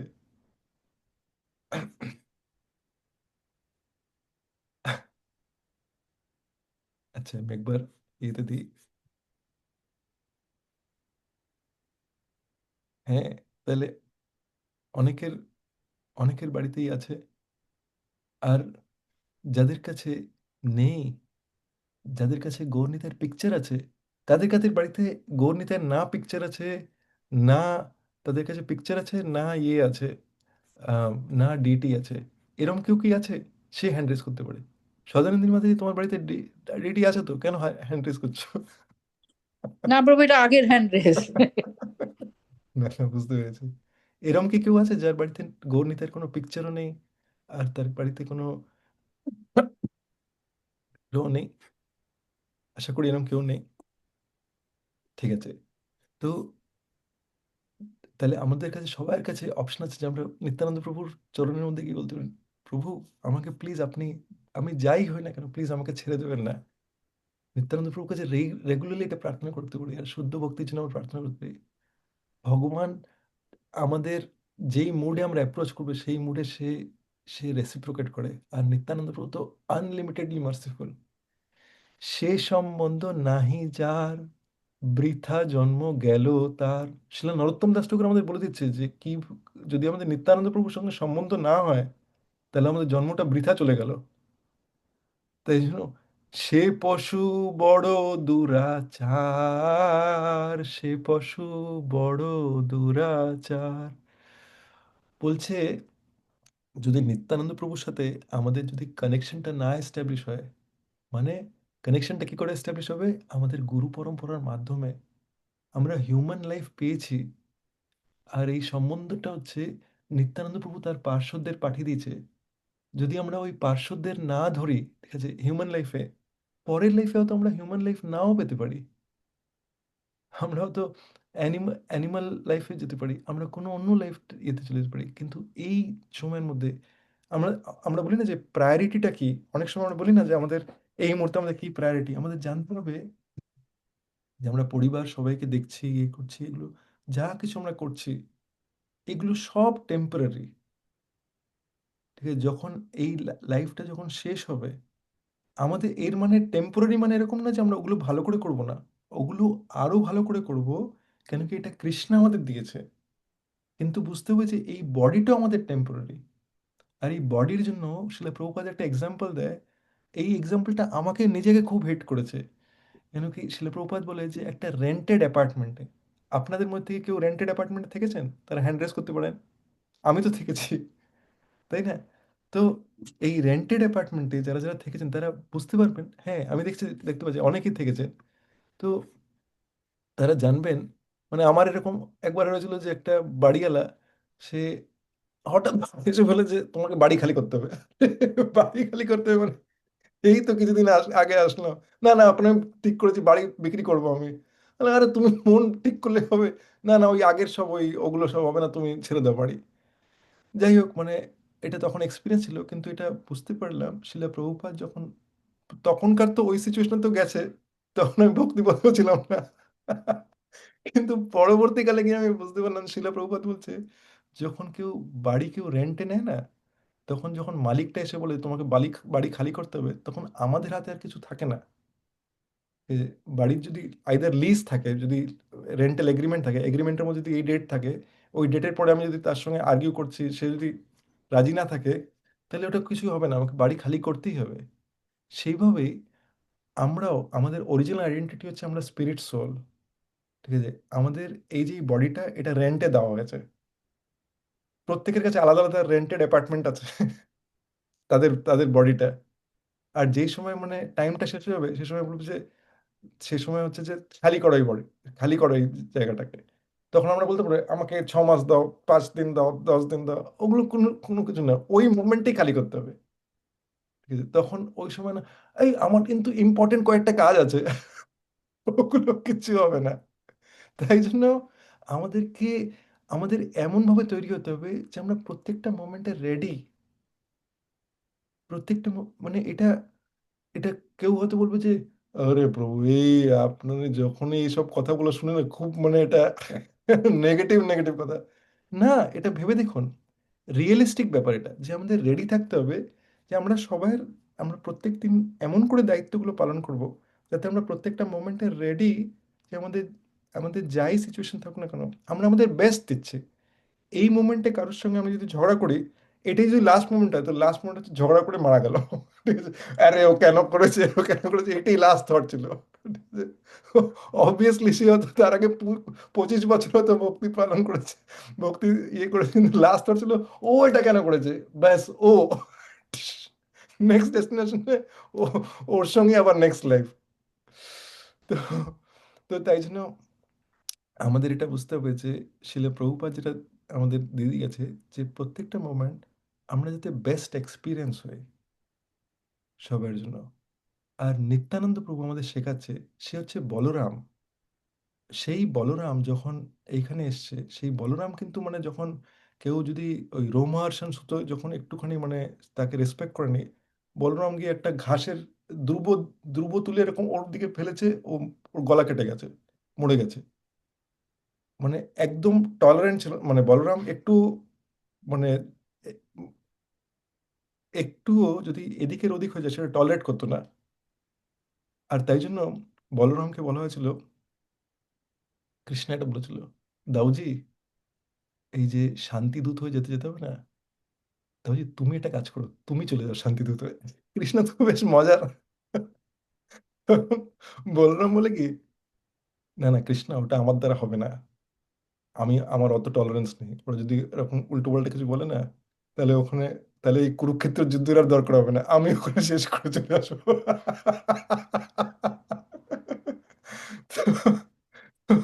তো তো তারপরে কৃষ্ণ হতে যায়। তো যাই হোক, মানে সেই বলরাম যখন নিত্যানন্দ রূপে আসে, সে যে কারণোদ্যাক্ষায় বিষ্ণু, গর্ভোদ্যাক্ষায় বিষ্ণু আর শিরোদ্যাক্ষায় বিষ্ণু, তার এক্সপ্যানশন হচ্ছে এনারা, তার এক্সপ্যানশন হচ্ছে ওই শঙ্কর্ষণ, ঠিক আছে, যেখান থেকে কারণোদ্যাক্ষায় বিষ্ণু বেরোচ্ছে, সেই সেই ওইগুলো আমি বললাম এই জন্য কেন কি সেই নিত্যানন্দ প্রভু যার থেকে সব এই সব এক্সপ্যানশন বেরোচ্ছে, সেই নিত্যানন্দ প্রভু তখন সবার শ্রীচরণে পড়ে বলছে যে আপনি প্লিজ হরিনাম করুন, আমাদের শেখাচ্ছে যে কি করে আমরা হাম্বল হব। আমি যখন এই জিনিসটা ভাবছিলাম তখন আমি ভাবছিলাম যে মানে আমি এটা ক্লাস দিচ্ছি আমি ঠিকই, কিন্তু আমি জেনুইনলি বলছি আমাদের কত কিছু শিক্ষণীয় আছে, আমার কত কিছু শিক্ষণীয় আছে। আমি, আপনারা হয়তো এগুলো পালনই করছেন, কিন্তু আমি হয়তো ওই জায়গার মধ্যে নেই, তাই না আমি বলছি। কিন্তু কত শিক্ষণীয় আছে যে ভগবান যে সে কোন জায়গায় গিয়ে হাম্বল হচ্ছে, তাই না। আমরা অনেক সময় আমরা অন্যদেরকে, অনেক সময় আমরা ভাবি যে ঠিক আছে আমি জানি যে কি করতে হবে, কি ঠিক ওর জন্য, আর আমরা অনেক সময় বলি, অ্যাডভাইস দিই, ইয়ে করি, আর মানে এটা এরকম করে করো, ওটা ওরকম করে, ওটা ওরকম হলো না। কিন্তু আমাদের বুঝতে হবে যে যখনই আমরা এইভাবে করছি, মানে কখনো আমরা কিছু জিনিস কন্ট্রোল করবার চেষ্টা করছি, তো আমরা নিজের একটা ছোট একটা ঈশ্বর হওয়ার চেষ্টা করছি। যেখানে আমাদের নিত্যানন্দ প্রভু যে কি শিখিয়ে দিয়ে গেছে যে আমরা যাতে সবাই হাম্বল হই। হ্যাঁ, আমাদের যেগুলো করণীয় সেটা করতে হবে, আমাদের কাজের মধ্যে কিছু করতে হবে বা ইয়ে করতে হবে, সেটা করতে হবে, কিন্তু জানতে হবে যে রাইট মুডটা সব জায়গায় কি। আম, আহ, একটা জিনিস আমি শুনেছিলাম যে আমরা যদি প্রত্যেকটা জায়গার মধ্যেই, দীনপাবন গণবাবু কিছুদিন আগে বলছিল, হিজ গ্রেস আদিগাদার প্রভুর কাছ থেকে আমরা শুনছিলাম যে সেই বলছিল যে আম, তাকে ইউনিভার্স, তাকে, সে একজন ডাক্তার, তাকে একটা জায়গায় ফিডব্যাক দেয় যে আপনি যে এই ট্রিটমেন্টটা করেছেন, এই ট্রিটমেন্টটা আপনি আম, ঠিক করে করেননি, এটা এইভাবে করতে পারতেন। তখন উনি ওটা দেখে উনি বলে যে হ্যাঁ হ্যাঁ থ্যাংক ইউ, মানে আমাকে এটা জানানোর জন্য আই এম ভেরি গ্রেটফুল, আপনি এটা জানিয়েছেন। আর তাই জন্য আমি আমি নিশ্চয়ই নেক্সট টাইম থেকে এটা ইয়ে করবেন। তো হসপিটাল থেকে মানে মেটেরিয়াল একটা এনভায়রনমেন্টের মধ্যে উনি উনি এটা ইয়ে করছেন। তখন হসপিটাল থেকে ওনাকে জানালেন যে আমরা খুব, মানে ওনাকে হসপিটাল থেকে বলেন যে আমরা আপনার এই অ্যাটিটিউডটা দেখে আমাদের খুব ভালো লেগেছে, কেন কি বেশিরভাগ ডাক্তাররা যখন আমরা জানাই যে আপনি এটা এইভাবে করতে পারতেন, তখন তারা খুব ডিফেন্সিভ হয়ে যায়। আর তখন তারা আবার তারা ইয়ে বলতে লাগে যে না না আমি ওইটা ঠিক করেছিলাম, এটা ঠিক করেছিলাম, তারা মানে নিজেদের ইয়েটা ডিফেন্সিভ হয়ে ওনারা বলতে লাগে যে ওনারা কি কি ঠিক করেছেন, আর ওনাদের অ্যাপ্রোচটাই কেন ভালো, কিন্তু আপনি যে এইভাবে এটা নিতে পেরেছেন এটা খুবই ইয়ে। তখন আদিকেদার প্রভু বলেছে আমি ভেবে দেখলাম যে কিন্তু আমি এটা কেন করলাম এরকম, কেন এরকম হলো, তখন এটা, তখন উনি নিজে চিন্তা করে বললেন যে ও এটা আমার মধ্যে ন্যাচারালি এসে গেছে, কেন কি আমাদের গুরুবরগুলো শেখাচ্ছে যে আমাদের হাম্বল হও, ঠিক আছে, অ্যাকসেপ্ট করো, ঠিক আছে, টলারেন্ট হও, যে যেই সিচুয়েশনে আছি সেটা যাতে আমরা টলারেট করতে পারি। এটা খুব ইম্পর্টেন্ট একটা ইয়ে। তো ব্যাক টু আবার এটাতে, তো আমরা নিত্যানন্দ প্রভুর সঙ্গে আমরা আমাদের ওই কানেকশনটা আমরা এস্টাবলিশ করতে চাই, যাতে আমাদের এই হিউম্যান লাইফটা যাতে ওয়েস্ট না চলে যায়। আর কেন বলছে যে সে পশু বড় দুরাচার, কেন কি নিত্যানন্দ প্রভুর সঙ্গে যে কানেকশন করবে না, কেন কেউ কানেকশন করে না জানেন তো, সেটা হচ্ছে যে আমাদের হার্টের মধ্যে একটা থাকে যে আমি এই জিনিসগুলো ছাড়তে পারবো না, তাই জন্য আমি, আমার ভাল লাগছে এটা, কিন্তু আমি এটা ছাড়তে পারবো না, তাই জন্য আমি গুরু পরম্পরার ওখানে যেতে পারছি না আমি। কখনো কোনো কারোর হয়তো পারিবারিক পরিস্থিতি এরকম থাকে, সেটা একটা ডিফারেন্ট জিনিস, কিন্তু আমাদের আমরা সবাই, আমরা কি এরকম হতে চাই যে মানে পুরো আমরা জিনিসগুলো জানতে পারলাম যে আমিও একটা, আমিও ভগবত ধাম যেতে পারি, আমি হয়তো এই লাইফ টাইমের মধ্যেই ভগবত ধাম যেতে পারি, কিন্তু জাস্ট মানে বিকজ মানে আমি একটা দুটো খাবার ছাড়তে পারছি না, বা এই বা এরকম একটা সিচুয়েশনের মধ্যে, এটার জন্য আমার হিউম্যান লাইফটা পুরো ওয়েস্ট হয়ে যাবে। আমি আবার একটা লাইফে আসবো, আবার এই দুঃখগুলো ভোগ করব, বা আবার হিউম্যান লাইফে থাকতে পারি, না থাকতে পারি, অ্যানিমাল লাইফে চলে গেলাম, ঠিক আছে? সেগুলো কি ওয়ার্থ? সেটা আমাদের নিজেদের ভাবতে হবে। যদি আমাদের মনে হয় যে না, আমি বারে বারে এসে আমার এই এই জিনিসগুলো ইয়ে করতে পারে, আর কেউ হয়তো বলতে পারে যে আরে আমার তো লাইফে প্রভু কোনো প্রবলেমই নেই।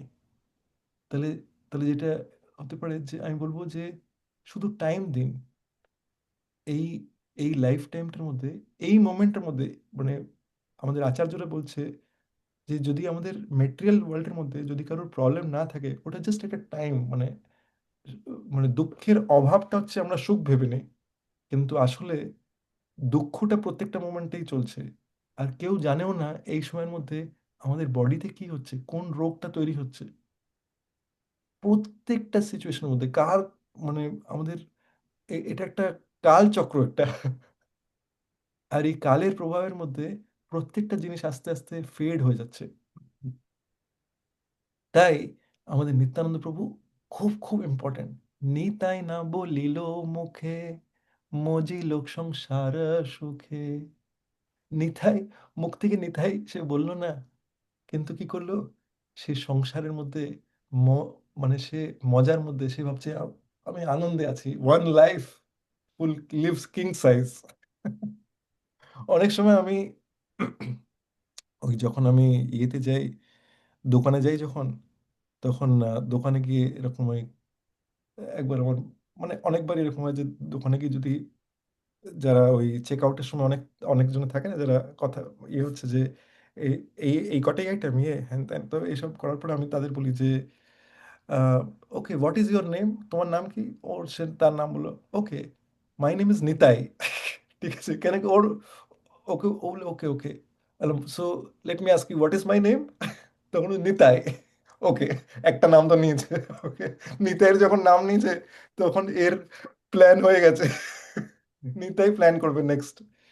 তো এইভাবে, আর যদি আমার মেয়ে সঙ্গে সঙ্গে, আমার মেয়ের সাথে সাথে থাকে, তখন আমরা বলবো যে আমি বলি যে she is Gaura and my name is Nitai, so let me ask you what is her name. ও একবার স্ট্রাগল করবে, go go go go, Gaura and Nitai, tell me again, Gaura Nitai, okay, very good, you are so intelligent, can you tell it once again, Gaura Nitai, আরে you doing very well, once again Gaura Nitai, okay 3 time হয়ে গেছে, চলো। ঠিক আছে, এই এইটা হচ্ছে যে সে মানে এবার গৌর নিতাইয়ের নাম সে নিয়েছে, 3টে নাম নিয়ে নিয়েছে, তার লাইফ টাইমের মধ্যে এই ক্রেডিটটা সে নিয়ে ক্যারি করছে, সে নিজেও জানে না। তো বিদ্যাকুলে কি করিবে তার, বিদ্যাকুলে কি করিবে তার। আরে এত যে এডুকেশন, এত কিছু ইয়ে, টাকা পয়সা জমিয়েছে, ওগুলো নিয়ে কি করবে? আমি দেখেছি আমার আমার নিজের লাইফে আমি দেখেছি এরকম। আমার আশেপাশে যারা আছে, একটা পার্সন, সে মানে one of the top businessman বম্বেতে, ইন্টারন্যাশনাল এক্সপোর্ট বিজনেস। আর দেশের মধ্যে এমন একটা প্রোডাক্ট সে লঞ্চ করেছে যেটা মানে টপ ক্লাস প্রোডাক্ট, কিন্তু ভক্ত না। সামহাও রাতারাতি সব সাফ হয়ে গেল। সেই পার্সনটা বলছিল যে আমার কাছে এখন কিচ্ছু নেই। ওকে, তার যে বিজনেস, যেটা যে মানে এরকম ওয়েল টু ডু বিজনেস, এটা পুরোপুরি একদম ঠপ হয়ে যায়। আরেকজন আমার জানা আছে যে আমার সঙ্গে একজন পড়তো, সে আইআইটিতে আইআইটিতে পাস আউট। আমার খুব মানে ছোট ছোটবেলায় আমার খুবই আমার সাথেই পড়তো, আর আমার খুবই ক্লোজ একজন বন্ধু। তারপরে সে আইআইটি থেকে পাস আউট করে আমেরিকার যে টপ ইউনিভার্সিটি এমআইটি থেকে পাস আউট করে। আর মানে এমআইটির মধ্যেও সে খুবই রেকগনাইজড। ওখান থেকে সে ক্যালিফোর্নিয়াতে একটা জব পায়। আর ক্যালিফোর্নিয়াতে যেই জব পায় সেটা হচ্ছে যে নর্মাল যারা যেই স্যালারি পায় তার থেকে সে অলমোস্ট 4 টাইমস বেশি স্যালারি। আর সে গাড়ি কিনে, একটা রোলস রয়েস। ওকে, ক্যালিফোর্নিয়ার মধ্যে এটা কমন এমনিতে। কিন্তু তবু রোলস রয়েস অনেক কমই আছে, ঠিক আছে, হয়তো হাতে গোনা রোলস রয়েস এরকম। কিন্তু এমনই যে সে শেয়ার করছিল আমার অন্য একজন বন্ধুর কাছে, যারা ওরা পাশাপাশি থাকে, ওরা দুজনেই আমার স্কুলের বন্ধু। তারা বলছিল যে ঠিক আছে, আমি একা আমার লাইফে, ঠিক আছে, কেন কি আমি এত বেশি ই- মানে আমার লাইফের মধ্যে কোনো স্যাটিসফ্যাকশন নেই, অথচ আমি এত টাকা পাচ্ছি, কিন্তু আমার লাইফের কোনো স্যাটিসফ্যাকশন নেই। তো আমাদের এটা বুঝতে হবে যে আমাদের আইডিয়াল কারা। আর এদিকে প্রভুপাদ আমাদের যেটা দিয়ে গেছে, ঠিক আছে, আমার কারোর কাছে ওরকম থাকুক কি না থাকুক, সকালে উঠে সংসার লোকা ত্রাণায় কারুণ্য ঘনা ঘনাত্মম, এটা করতে করতে হ্যাঁ হ্যাঁ, সংসার দাওয়ানাল বহুত ভয়ঙ্কর জায়গা। প্রাপ্তস্য কল্যাণ গুণার্ণবস্য বন্দে গুরু শ্রী চরণারবিন্দম। আরে কি পাচ্ছি আমি, কেন কেন এত আনন্দ হচ্ছে, ঠিক আছে, কেন কি আমাদের কানেকশন হচ্ছে নিত্যানন্দ প্রভু পার্শ্বদের সঙ্গে, ঠিক আছে। আর আর এই নিত্যানন্দ প্রভু এমন যে তার এই প্রিচিং মুভমেন্টটা সব জায়গায় ছড়িয়ে দিয়েছে, ঠিক আছে? আর এই প্রিচিং মুভমেন্টের মধ্যে সে এইভাবেই নিত্য নবদ্বীপ ধামে ওর মধ্যে সেম জিনিসই হয়, সেখানেও এরকম প্রিচিং মুভমেন্ট আছে। নিত্যানন্দ প্রভু বিভিন্ন জায়গায় নিয়ে যাচ্ছে তার ভক্তদের। এই যে একদিন এসে এরকম বললো যে আমাদের অনুরাগিনী পদ্ম মাতাজি, মাতাজি চলুন, নিত্যানন্দ করুণ প্রভু চলুন, সুমুখ সচিব সচিপুত্র প্রভু, লোকমোহন কৃষ্ণ প্রভু চলুন, আমাদের যেতে হবে প্রিচিং প্রোগ্রামে, চলুন ওখানে অ্যারেঞ্জ হয়েছে, এখন আজকে আমরা বৈকুণ্ঠতে যাচ্ছি চলুন। আর এইভাবে যখন আমরা নিত্যানন্দ প্রভুর যখন আমরা নিত্যানন্দ প্রভুকে যখন আমরা কনস্ট্যান্টলি মনে করবো, আর তার গুরু পরম্পরাকে যখন আমরা আমরা কনস্ট্যান্টলি তাদের শেল্টারে আছি যখন, তখন আমাদের নিত্য নবদ্বীপ ধাম হচ্ছে আমাদের ডেস্টিনেশন। গৌর লীলাতে আমাদের তখন আমরা এন্টার করতে পারবো। আর এই গৌর লীলাতে এন্টার করাতে, গৌর লীলাতে পার্টিসিপেট করার পরে তারপরে আমরা আমরা যে রাধাকৃষ্ণ লীলায়, সেখানে আমরা এন্ট্রেন্স পেয়ে যাব। তাই নিত্যানন্দ প্রভুর শেল্টার কে নেয় না, সেটা নেক্সট ইয়েতে বলছে, অহংকারে মত্ত হইয়া নিতাই পদ পাশরিয়া। অহংকারের মধ্যে মত্ত হয়ে, ঠিক আছে, প্রকৃতি ক্রিয়া মনানি গুণাই গুণাই কর্মাণি সর্বশ অহংকার বিমূঢ়াত্মা। অহংকারে বিমূঢ় আত্মা, মূঢ় হচ্ছে মূঢ় হচ্ছে ফুল নাম্বার ওয়ান, ঠিক আছে। আর বিমূঢ় মানে হচ্ছে বিশেষভাবে মূঢ়, ঠিক আছে? সেই বিশেষভাবে যারা মূঢ় আছে, তারা তারা কি করে, তারা ভাবছে যে আমি নিজে সব করছি, এই বাড়ি আমি দাঁড় করিয়েছি, ওই গাড়ি আমি কিনেছি, এই জব আমি পেয়েছি, ওই পিএইচডি আমি করেছি। কিন্তু এটা হচ্ছে অহংকারের মধ্যে আমরা মত্ত হয়ে। আর তাই তাদের নিত্যানন্দ প্রভুর লোটাস ফিটের প্রতি কোনো অ্যাট্রাকশন নেই। সে ভাবছে যে যেগুলো সে ভাবছে সেটাই হচ্ছে আসল, সে সব কিছু কন্ট্রোল করতে পারে। অসত্যের সত্য করি মানি, অসত্য সত্য মানে সে সে ভাবছে যে সেই হচ্ছে কন্ট্রোলার, এটাই হচ্ছে সব থেকে বিগেস্ট অসত্য, সে ধরে বসে যে সেই করতে পারে। আমি নিজে যে আপনাদের একটা এক্সাম্পল শেয়ার করি, আমি জানি না আপনাদের আগে বলেছিলাম কিনা, কিন্তু আমার অ্যাবাউট 10-12 বছর আগে আমি একটা জায়গায় কাজ করতাম। তো আমার সাথে একজন কো ওয়ার্কার ছিল। সেই কো ওয়ার্কারটা কাজ করতো ওখানে, কিন্তু ওর একটা সাইড বিজনেস ছিল, কনস্ট্রাকশনের বিজনেস ছিল।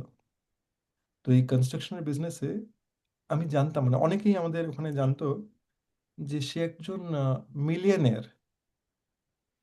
তো মিলিয়নেয়ার মানে ইন্ডিয়ার ভাষায়, ইন্ডিয়া বাংলাদেশের ভাষায় কোটিপতি।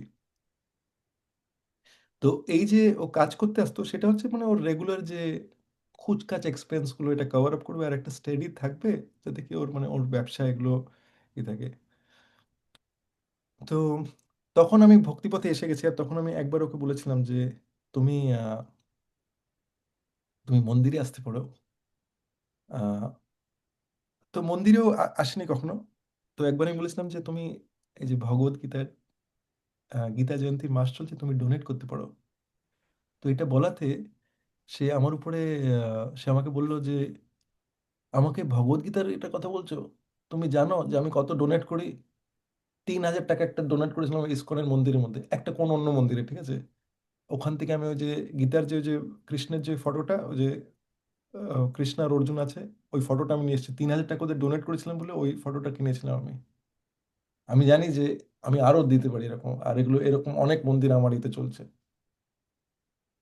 তো আমি তখন বললাম যে আরে বাবা, এ তো মানে বহুত সিরিয়াস কেস। আমি এর থেকে দূরেই থাকি। কিন্তু এরকম হয় যে ঘটনাচক্র এরকম হয় যে একবার ওর গাড়ি খারাপ হয়ে যায়, আর তারপরে আমাকে বলে যে 15 দিন আমাকে নিয়ে আসতে হবে। তো এবার 15 দিন আমার জন্য খুব পেইনফুল ছিল, যে ওকে যখন নিয়ে আসতাম 45 মিনিটস ড্রাইভ ছিল। তো প্রথম প্রথম দুদিন এরকম হয় যে যে আমাকে প্রথম দুদিন শুনতে হয় যে আরে তুমি ইসকন এটা করছো, এই ইসকন এরকম হয়, এরকম হয়। আমি বললাম যে এটা পয়জন আমার কান দিয়ে যাচ্ছে। নেক্সট ডে থেকে বললাম যে গাড়িটা কার? আমার গাড়ি এটা, আমি যেটা চালাবো ওটা শুনবো। কীর্তন চালিয়েছিলাম, ঠিক আছে। ঠিক আছে, আমি বললাম যে কথা শুনলে পরে তো, কথা চাললে পরে তো ওগুলো ওর হার্টের মধ্যে লাগবে, ও আবার আরো কিছু বলবে, তার থেকে কীর্তন চালিয়ে, হ্যাঁ হ্যাঁ শোনো শোনো, এটা শোনো, এটা শোনো। আমার না কীর্তন না শুনলে পরে ভীষণ ঘুম পায়, আর আমি দেখলাম যে তুমি এরকম তোমাকে ক্যারি করছি, আমার খুব সেফটিটা খুব ইম্পর্টেন্ট, তাই জন্য এটা শুনতে শুনতে চলো, আচ্ছা আচ্ছা ঠিক আছে ঠিক আছে। তারপরে 2-3 দিন পরে দেখি যে ও ও নিজে শুনতে শুনতে না, ও নিজে ওই সুরগুলো গুনগুনাচ্ছে, আর আমি বললাম, ভালো কাজ হচ্ছে এটা। কিন্তু প্রায় 8-9 বছর চলে যায়, বা 10 বছর, অ্যারাউন্ড 2-3 বছর আগে আমার ওর সঙ্গে আবার দেখা হয় একটা মন্দিরে, ইসকনের মন্দিরে। তখন ও আমাকে দেখে দৌড়ে আসে, আর তখন আমি ওকে জিজ্ঞেস করি কেমন আছো তুমি, তোমার সঙ্গে তো অনেকদিন, কেন কি ওই কোম্পানিটাতে আমার প্রজেক্ট শেষ হয়ে যায়, আমি ওখান থেকে চলে আসি।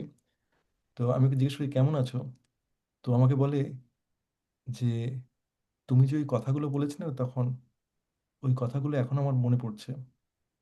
তো ওই সময় আমি আম, খুব নিজের টাকার গরম নিয়ে আমি খুব ইয়ে ছিলাম, আমার মধ্যে খুব প্রাইড ছিল। আমার কাছে এখনো ওই টাকাগুলো আছে, আমার কাছে অনেক টাকা আছে। কিন্তু ব্যাপার হচ্ছে দেখো আমার হাতটা কিরম হয়ে গেছে, আর ওর হাতটা না প্রায় সেমি প্যারালাইজড হয়ে গেছে। আর বললো যে আমার হাত এরকম ইয়ে হয়ে গেছে, আর হাতটা এরকম মানে খুব মানে কাঁপতে কাঁপতে খুব উঠছে। বলে যে আমার লাইফটা না জিরো হয়ে গেছে, আমি কোনো জিনিসে স্যাটিসফাইড নেই, আর আমার কাছে অনেক টাকা আছে কিন্তু ওই টাকার কোনো ভ্যালিউ নেই। তখন আমি বললাম যে এটাই তো আমি তোমাকে অনেকদিন আগে বলছিলাম, দেখো আমার কাছে তোমার মতন টাকা নেই কিন্তু আমি হ্যাপি আছি। আমি খুবই হ্যাপি আছি। তো তখন ও বললো যে হ্যাঁ, আমিও এই জিনিসটা, আমিও এটা ভাবছি যে আমি কি করে এটা নিতে পারবো। তো এখন তো আমি মন্দিরেও সেরকম আসতে পারছি না, এরকম ইয়ে, কেউ যদি মানে আমার ওয়াইফ যদি আমাকে ড্রাইভ করে নিয়ে আসে তাহলেই আমি আসতে পারবো এরকম। কিন্তু আমার ওই ব্যবসাগুলো খুব ভালো করে চলছে। বললাম যে, হ্যাঁ দেখো ব্যবসা তো ইয়ে আছে, কিন্তু তোমার তো মানে ও মানে বডিলি তো টাইম লিমিটেড। তাই ব্যবসার টাকাই থাকতে পারে, কিন্তু কত টাকা হবে? $1 মিলিয়ন তো লাস্ট মোমেন্টও নিয়ে যেতে পারবে না, তাই না? তো এটা খুব ইম্পর্টেন্ট যে ওই অসত্যের সত্য করি আমরা যাতে ওইভাবে না হয়ে যাই। নিতাইয়ের করুণা হবে, ব্রজে রাধা কৃষ্ণ পাবে, ধরো নিতাইয়ের চরণ দুখানি, ধরো নিতাইয়ের চরণ দুখানি। যখন নিতাইয়ের করুণা হবে তখন আমরা ব্রজে রাধা কৃষ্ণ পেয়ে যাব। তো তার মানে যখন আমাদের গুরু পরম্পরার করুণা আমাদের উপরে হবে, নিতাইয়ের যারা পার্শ্বদ তাদের যখন করুণা আমাদের উপরে হবে, তখন ব্রজের রাধাকৃষ্ণ ডেফিনেটলি পাওয়া যাবে। আমাদের শুধু তাদের ইনস্ট্রাকশন ফলো করতে হবে। আমরা যাতে, আমরা তুলসী মারণের কাছে কি প্রার্থনা করি? এই নিবেদন ধরো সখীর অনুগত করো, সেবা অধিকার দিয়ে করো নিজ দাসী। এই নিবেদন ধরো সখীর অনুগত করো। ওই সখীরা কে? ওই রাধাপ্রিয় সখীরা হচ্ছে আমাদের গুরুবর্গ, তারাই হচ্ছে সেই মঞ্জুরি, রাধাপ্রিয় সখী। তাদের অনুগত করো, আমি যাতে ওদের, আমার যাতে মাথাটা যাতে তাদের ইনস্ট্রাকশনের মধ্যেই যাতে ফিক্সড আপ থাকে, যাতে আমরা এখান থেকে যাতে আমরা ইয়ে না হয়ে যাই। তো নিত্যানন্দ প্রভুর মার্সিতে আমরা ওটা করতে পারবো, তাই জন্য আমরা যাতে নিত্যানন্দ প্রভু তুলসী মহারানীর ইমেন্সলি আমরা যাতে মার্সির জন্য সবসময় ভিক্ষে চাই। আমরা যদি আমরা বেগার হই না, তাহলে আমাদের স্পিরিচুয়াল লাইফ সাকসেসফুল। আর যদি আমাদের মনে হয় যে ঠিক আছে আমি কত করতে পারছি, তাহলে ওটা জাস্ট ম্যাটার অফ টাইম। আচ্ছা, আমরা এরকম টাইম আসবে যখন আমরা হয়তো করতে পারবো না। নিতাইয়ের চরণ সত্য, তাহার সেবক নিত্য। নিতাইয়ের চরণ সত্য, তাহার সেবক নিত্য। যে নিতাইয়ের যে চরণ, শ্রীচরণ যে আছে, লোটাস ফিট, সেটা হচ্ছে, সেটা সত্য তো বটে, তার মানে হচ্ছে যে, মানে নরোত্তম দাস ঠাকুর আমাদের মনে করাচ্ছে যে এই যে তোমাকে নিত্যানন্দ প্রভুর চরণ ধরতে বলছি, বুঝে নাও যে এটা কিন্তু তোমাকে কখনো চিট করবে না, এটা দিয়ে তুমি কখনো চিটেড হবে না। তুমি নিত্যানন্দ প্রভুকে, যার চরণ ধরলে পরে সে সবসময় তোমাকে প্রোটেক্ট করবে। আর তার যে সেবক আছে, তার সেবকরা হচ্ছে নিত্য, তারা হচ্ছে লিবারেটেড সোল। তার সেবক কারা? আমাদের গুরুবর্গরা। যে যে আমাদের গুরুবর্গ, তারা হচ্ছে তার পার্শ্বদ, নিত্যানন্দ প্রভু পার্শ্বদ। নিত্যানন্দ প্রভুর শক্তি হচ্ছে আমাদের গুরুবর্গরা। যে বোনাফাইড গুরু পরম্পরা হচ্ছে নিত্যানন্দ প্রভুর শক্তি। নিতাই পদ সদা করো আস, নিতাই পদ সদা করো আস। নিত্যানন্দ প্রভু, আমি আপনার শ্রীচরণ, আমি আমি আপনার শ্রীচরণ পেতে চাই। প্লিজ আপনি আমার মাথার উপরে আপনার শ্রীচরণটা রাখুন নিত্যানন্দ প্রভু। আপনি আমাকে আপনার শেল্টার থেকে ছাড়বেন না, প্লিজ। গুরু মহারাজ, আমি জাস্ট যাতে আপনার চরণে যাতে কনস্ট্যান্ট, বার্থ আফটার বার্থ যাতে আমি দাসী হয়ে থাকতে পারি। কেন কি স্পিরিচুয়াল ওয়ার্ল্ডেও এই ডাইনামিক্সই। স্পিরিচুয়াল ওয়ার্ল্ডে কেউ এরকম না যে কেউ বস হতে যায় ওখানে। আমরা কি হতে চাই? এই নিবেদন ধরো, সখীর অনুগত করো, সেবা অধিকার দিয়ে করো নিজ দাসী। তারপরে নরোত্তম দাস ঠাকুর অন্য ইয়েতে বলছে,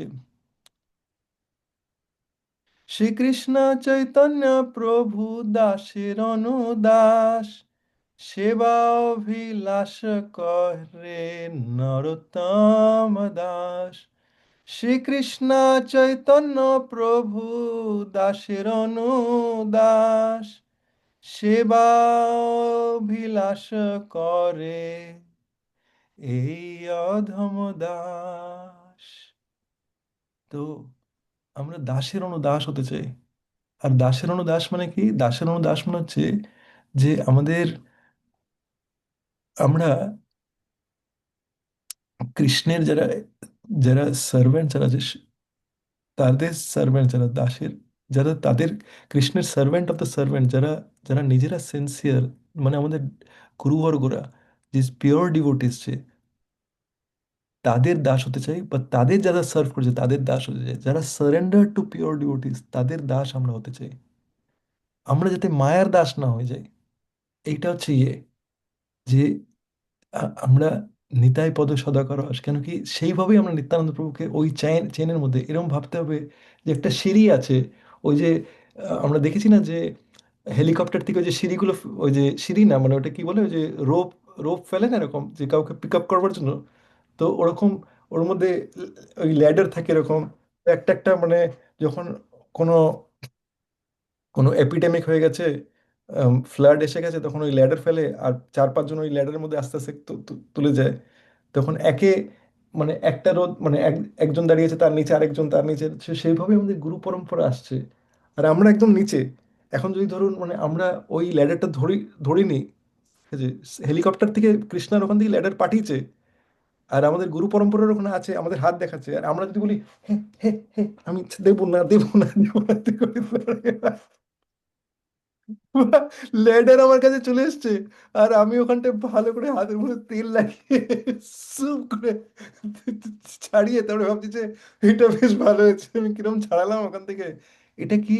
এটা হচ্ছে, সেখানে হচ্ছে যে আমাদের নিজেদের ইচ্ছাতে আমরা কাজ করছি, ঠিক আছে। কিন্তু যেই আমরা দিয়ে দেবো, তখন আমরা কি করবো, এই মেটেরিয়াল ওয়ার্ল্ডের এই এপিডেমিক থেকে, ওই এপিডেমিক না কি ওটাকে বলে, মানে ফ্লাড বা যা এসে, আপনারা বুঝতে পারছেন হয়তো, যে এই ফ্লাড, হ্যাঁ, শুভকৃষ্ণ সচিপতি প্রভু কিছু বলবেন, এটা কি বলে ওটাকে, যে যদি ফ্লাড বা ইয়াস, ওটা কি বলে বাংলায়?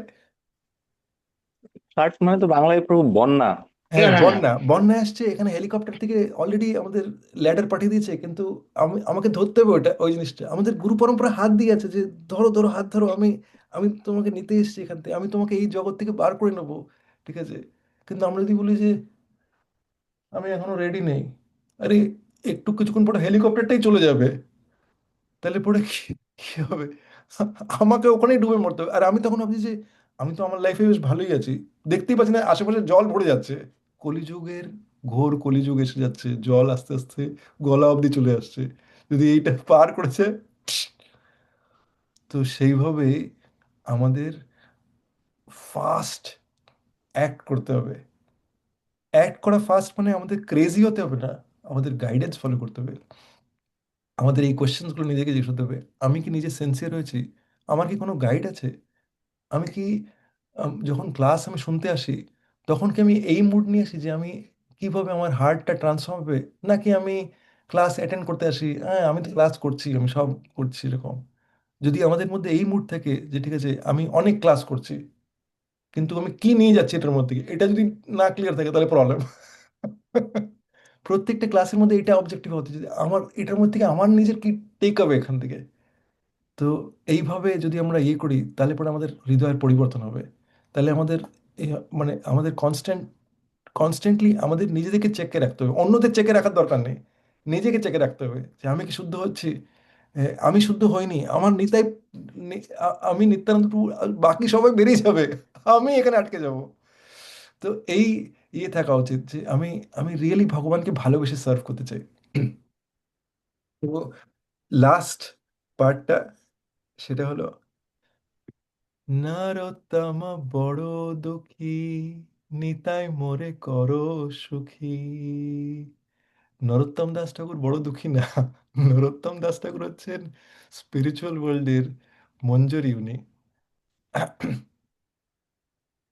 আম, নরোত্তম দাস ঠাকুর স্পিরিচুয়াল ফর্মটা কারোর মনে আছে যে কোন মঞ্জরি নরোত্তম দাস ঠাকুর? কেউ বলতে পারবে আনমিউট করে?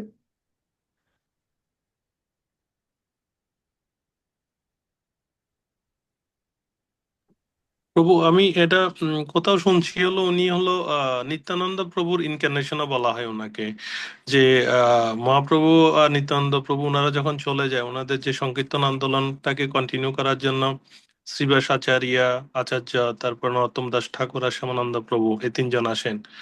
তো ওনারা যেমন ধরো শিবাস আচার্যকে মহাপ্রভু ইনকার্নেশনও বলা হয়, তারপরে নরোত্তম দাস ঠাকুরকে আহ নিত্যানন্দ প্রভুর, আর শ্যামানন্দ প্রভুকে অদ্বৈত আচার্যের ইনকার্নেশনও বলা হয় আর কি। আচ্ছা, হ্যাঁ, ডিফারেন্ট আচার্যদের এরকমই আছে। টিকাতে থাকতে পারে, আমি এটা শুনিনি আমি। তবে নরোত্তম দাস ঠাকুর হচ্ছেন শ্রীমতী রাধারানীর একজন খুব প্রিয় মঞ্জুরি, ওনার নাম হচ্ছে চম্পক মঞ্জুরি। উনি স্পিরিচুয়াল ওয়ার্ল্ড থেকে এসছেন।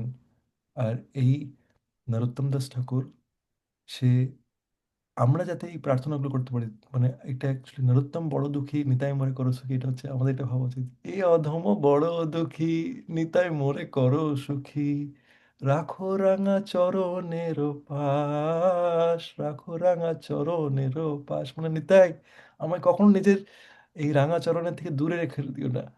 আমি সবসময় আপনার চরণের তলায়, আমি আপনার যে সার্ভেন্টস অফ সার্ভেন্টস আছে তার চরণের তলায় ডাস্ট হতে চাই। তাহলে পরে আমি ই করতে পারবো।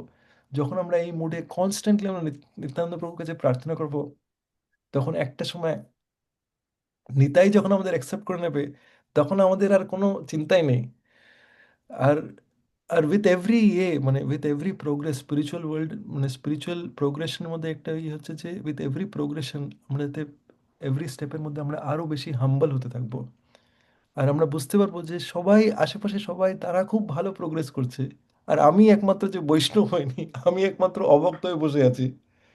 তো যখন আমরা এইভাবে দেখবো সবাইকে, ওয়ার্ল্ডকে দেখবো, কেন কি যখন যদি আমরা ভাবি যে আমি বৈষ্ণব হয়ে গেছি, তাহলে মনে হবে যে আরে এরা আমাকে রেসপেক্ট করছে না কেন, হ্যাঁ, এই প্রণাম করো। কিন্তু যখন আমরা ভাববো যে আরে আমি তো ভক্তই হইনি, ঠিক আছে? এরাই সবাই ভক্ত। শিলা গৌর গোবিন্দ স্বামী আমাদের এটা বলেন যে আমাদের এটা ভাবা উচিত যে আমি লিস্টেই নেই। ঠিক আছে? তাহলে পরে তাহলে পরে কি হবে, তাহলে পরে আমরা ওই মুড নিয়ে আমরা সবসময় থাকতে পারবো।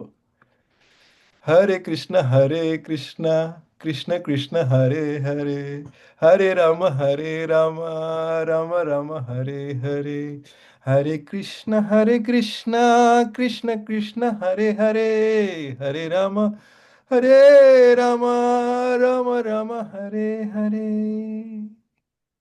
শ্রী নিত্যানন্দ প্রভু কি জয়, জগৎগুরু শিল প্রভুপাদ কি জয়। দেখুন মানে আম, এই নিত্যানন্দ প্রভুর একটা ভজনের মধ্যে কত ডিপ জিনিস শিলা নরোত্তম দাস ঠাকুর দিয়ে গেছে আমাদের। এই শিলা নরোত্তম দাস ঠাকুর কত কত স্পেশাল একজন পার্সোনালিটি, যে এসছে যাতে কি আমরা যাতে কৃষ্ণ প্রেম পেতে পারি। তাই জন্য আমরা এই নরোত্তম দাস ঠাকুরের কাছে আজকের দিনে প্রার্থনা করতে পারি যে নরোত্তম দাস ঠাকুর আমরা রিয়েলি আমাদের আপনার শ্রীচরণে ডাস্ট বানিয়ে দিন। আমরা যাতে গুরু পরম্পরার যারা যারা নিয়ে নিয়েছেন তারা তো ফরচুনেট, কেন কি গুরু পরম্পরা আমাদের এই যে এই মানে জন্ম জন্মান্তরের যে সাইকেল আছে, ওই ওই সিঁড়িতে আমরা উঠে গেছি, ঠিক আছে, কিন্তু সিঁড়ির মধ্যে উঠে গেলে কি হবে, এই শরণাগতিটা অনেক সময় হয় যে আমাদের মনে হয় যে ঠিক আছে আমরা হয়তো ওই জায়গায় পৌঁছাইনি। যদি আমাদের মনে হয় যে এই আমি তো ফুললি শরণাগত, তাহলে তার তার মানে বুঝতে হবে যে আমরা হইনি।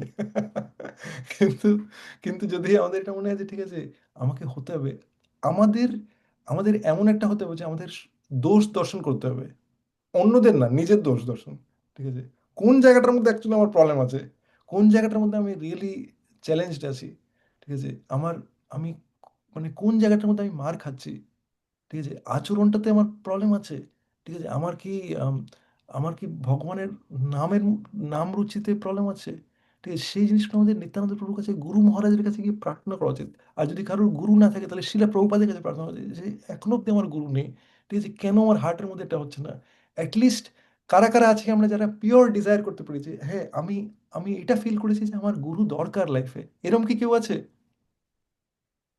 যে হ্যাঁ আমি এটা ফিল করতে পারছি না আমার লাইফের মধ্যে গুরু দরকার, আমাকে গুরুই। আর এটা আমি তাদের কথা বলছি যাদের গুরু নেই বা আছে, আমাদের সবার জন্য এটা, যে আমাদের আমাদের লাইফে আমার আমার ওই সিঁড়িটা দরকার যে আমাকে কেউ উদ্ধার করতে পারবে, আমি নাহলে তো আমি আমার নিজের এই জিনিসের মধ্যেই হাবুডুবু খাচ্ছি।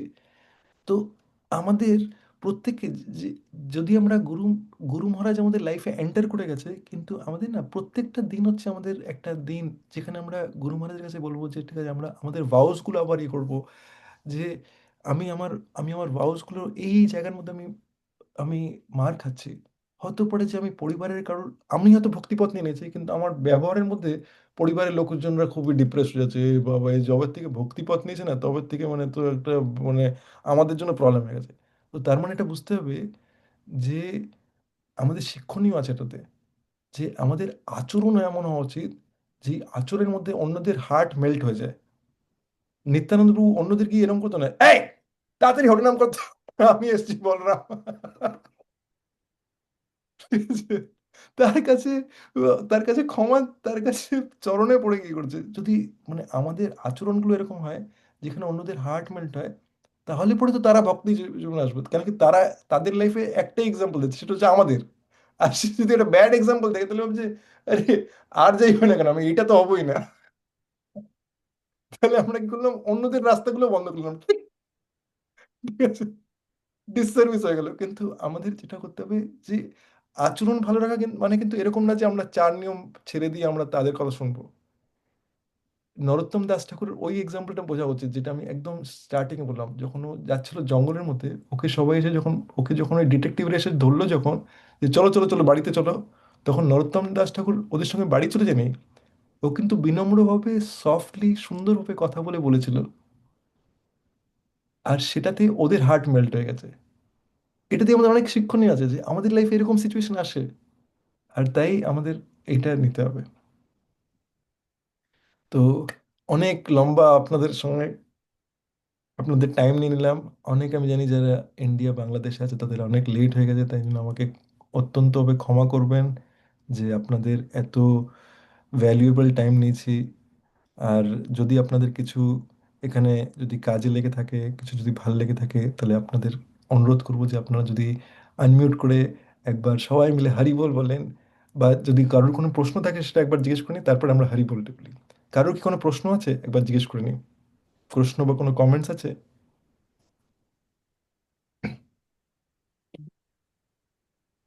ওকে, শ্যামা করুণা ম্যামাতাজি, হরি বল। হরে কৃষ্ণ প্রভু, ধন্যবাদ প্রণাম। আমার প্রশ্ন নেই প্রভু, বাট আমি জাস্ট এই কমেন্টটা দিতে চাইছিলাম যে এই ক্লাসটা এত এত ডিপ, এত এসেন্স, আমি জাস্ট আমার কাছে ওয়ার্ডস নেই, মানে আমি রিয়েলি রিয়েলি গ্রেটফুল।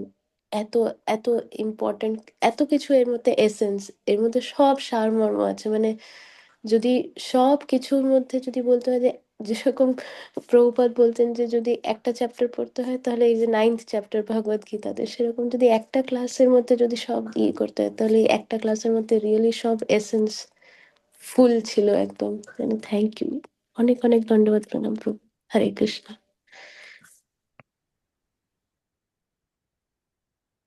হরে কৃষ্ণ। অল গ্লোরিজ টু আমাদের গুরু পরম্পরার শিলা নরোত্তম দাস ঠাকুর, আর মোস্ট মার্সিফুল, মোস্ট ম্যাগনানিমাস আমাদের শ্রী নিত্যানন্দ প্রভু।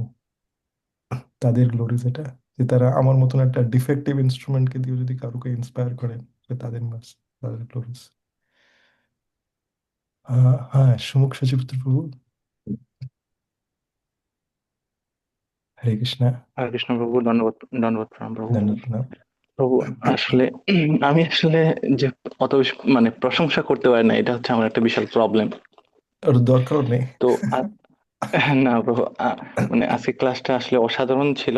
তবে একটা জিনিস আমার মানে আমাকে মানে টাচ করছে, সবগুলাই টাচ করছে। তার মধ্যে একটা জিনিস আপনি বললেন যে আমাদের যদি অহংকার হয়ে যায় তাহলে আমরা মানে আর কতদিন ভগবানের সেবা করতে পারবো, এটা একটা ম্যাটার অফ টাইম আর কি, যখন হয়তো আমরা সামনে আর পারবো না।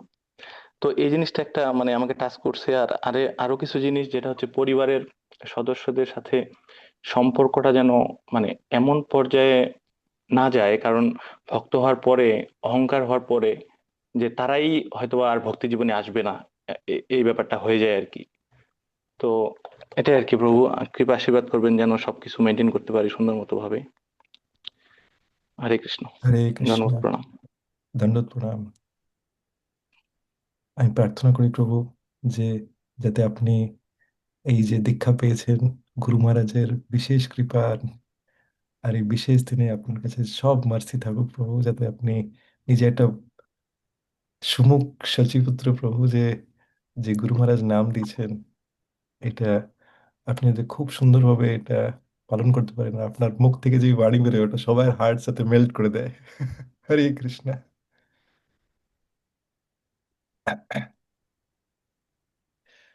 আর কারোর কোনো প্রশ্ন বা কমেন্ট আছে? ঠিক আছে, তাহলে আমরা এখানেই তাহলে বিরাম দিই। আপনারা যদি সবাই যাদের যারা চান তারা আনমিউট করে যদি হরি বল বলেন, আমাকে আশীর্বাদ করেন। আর হরি বল।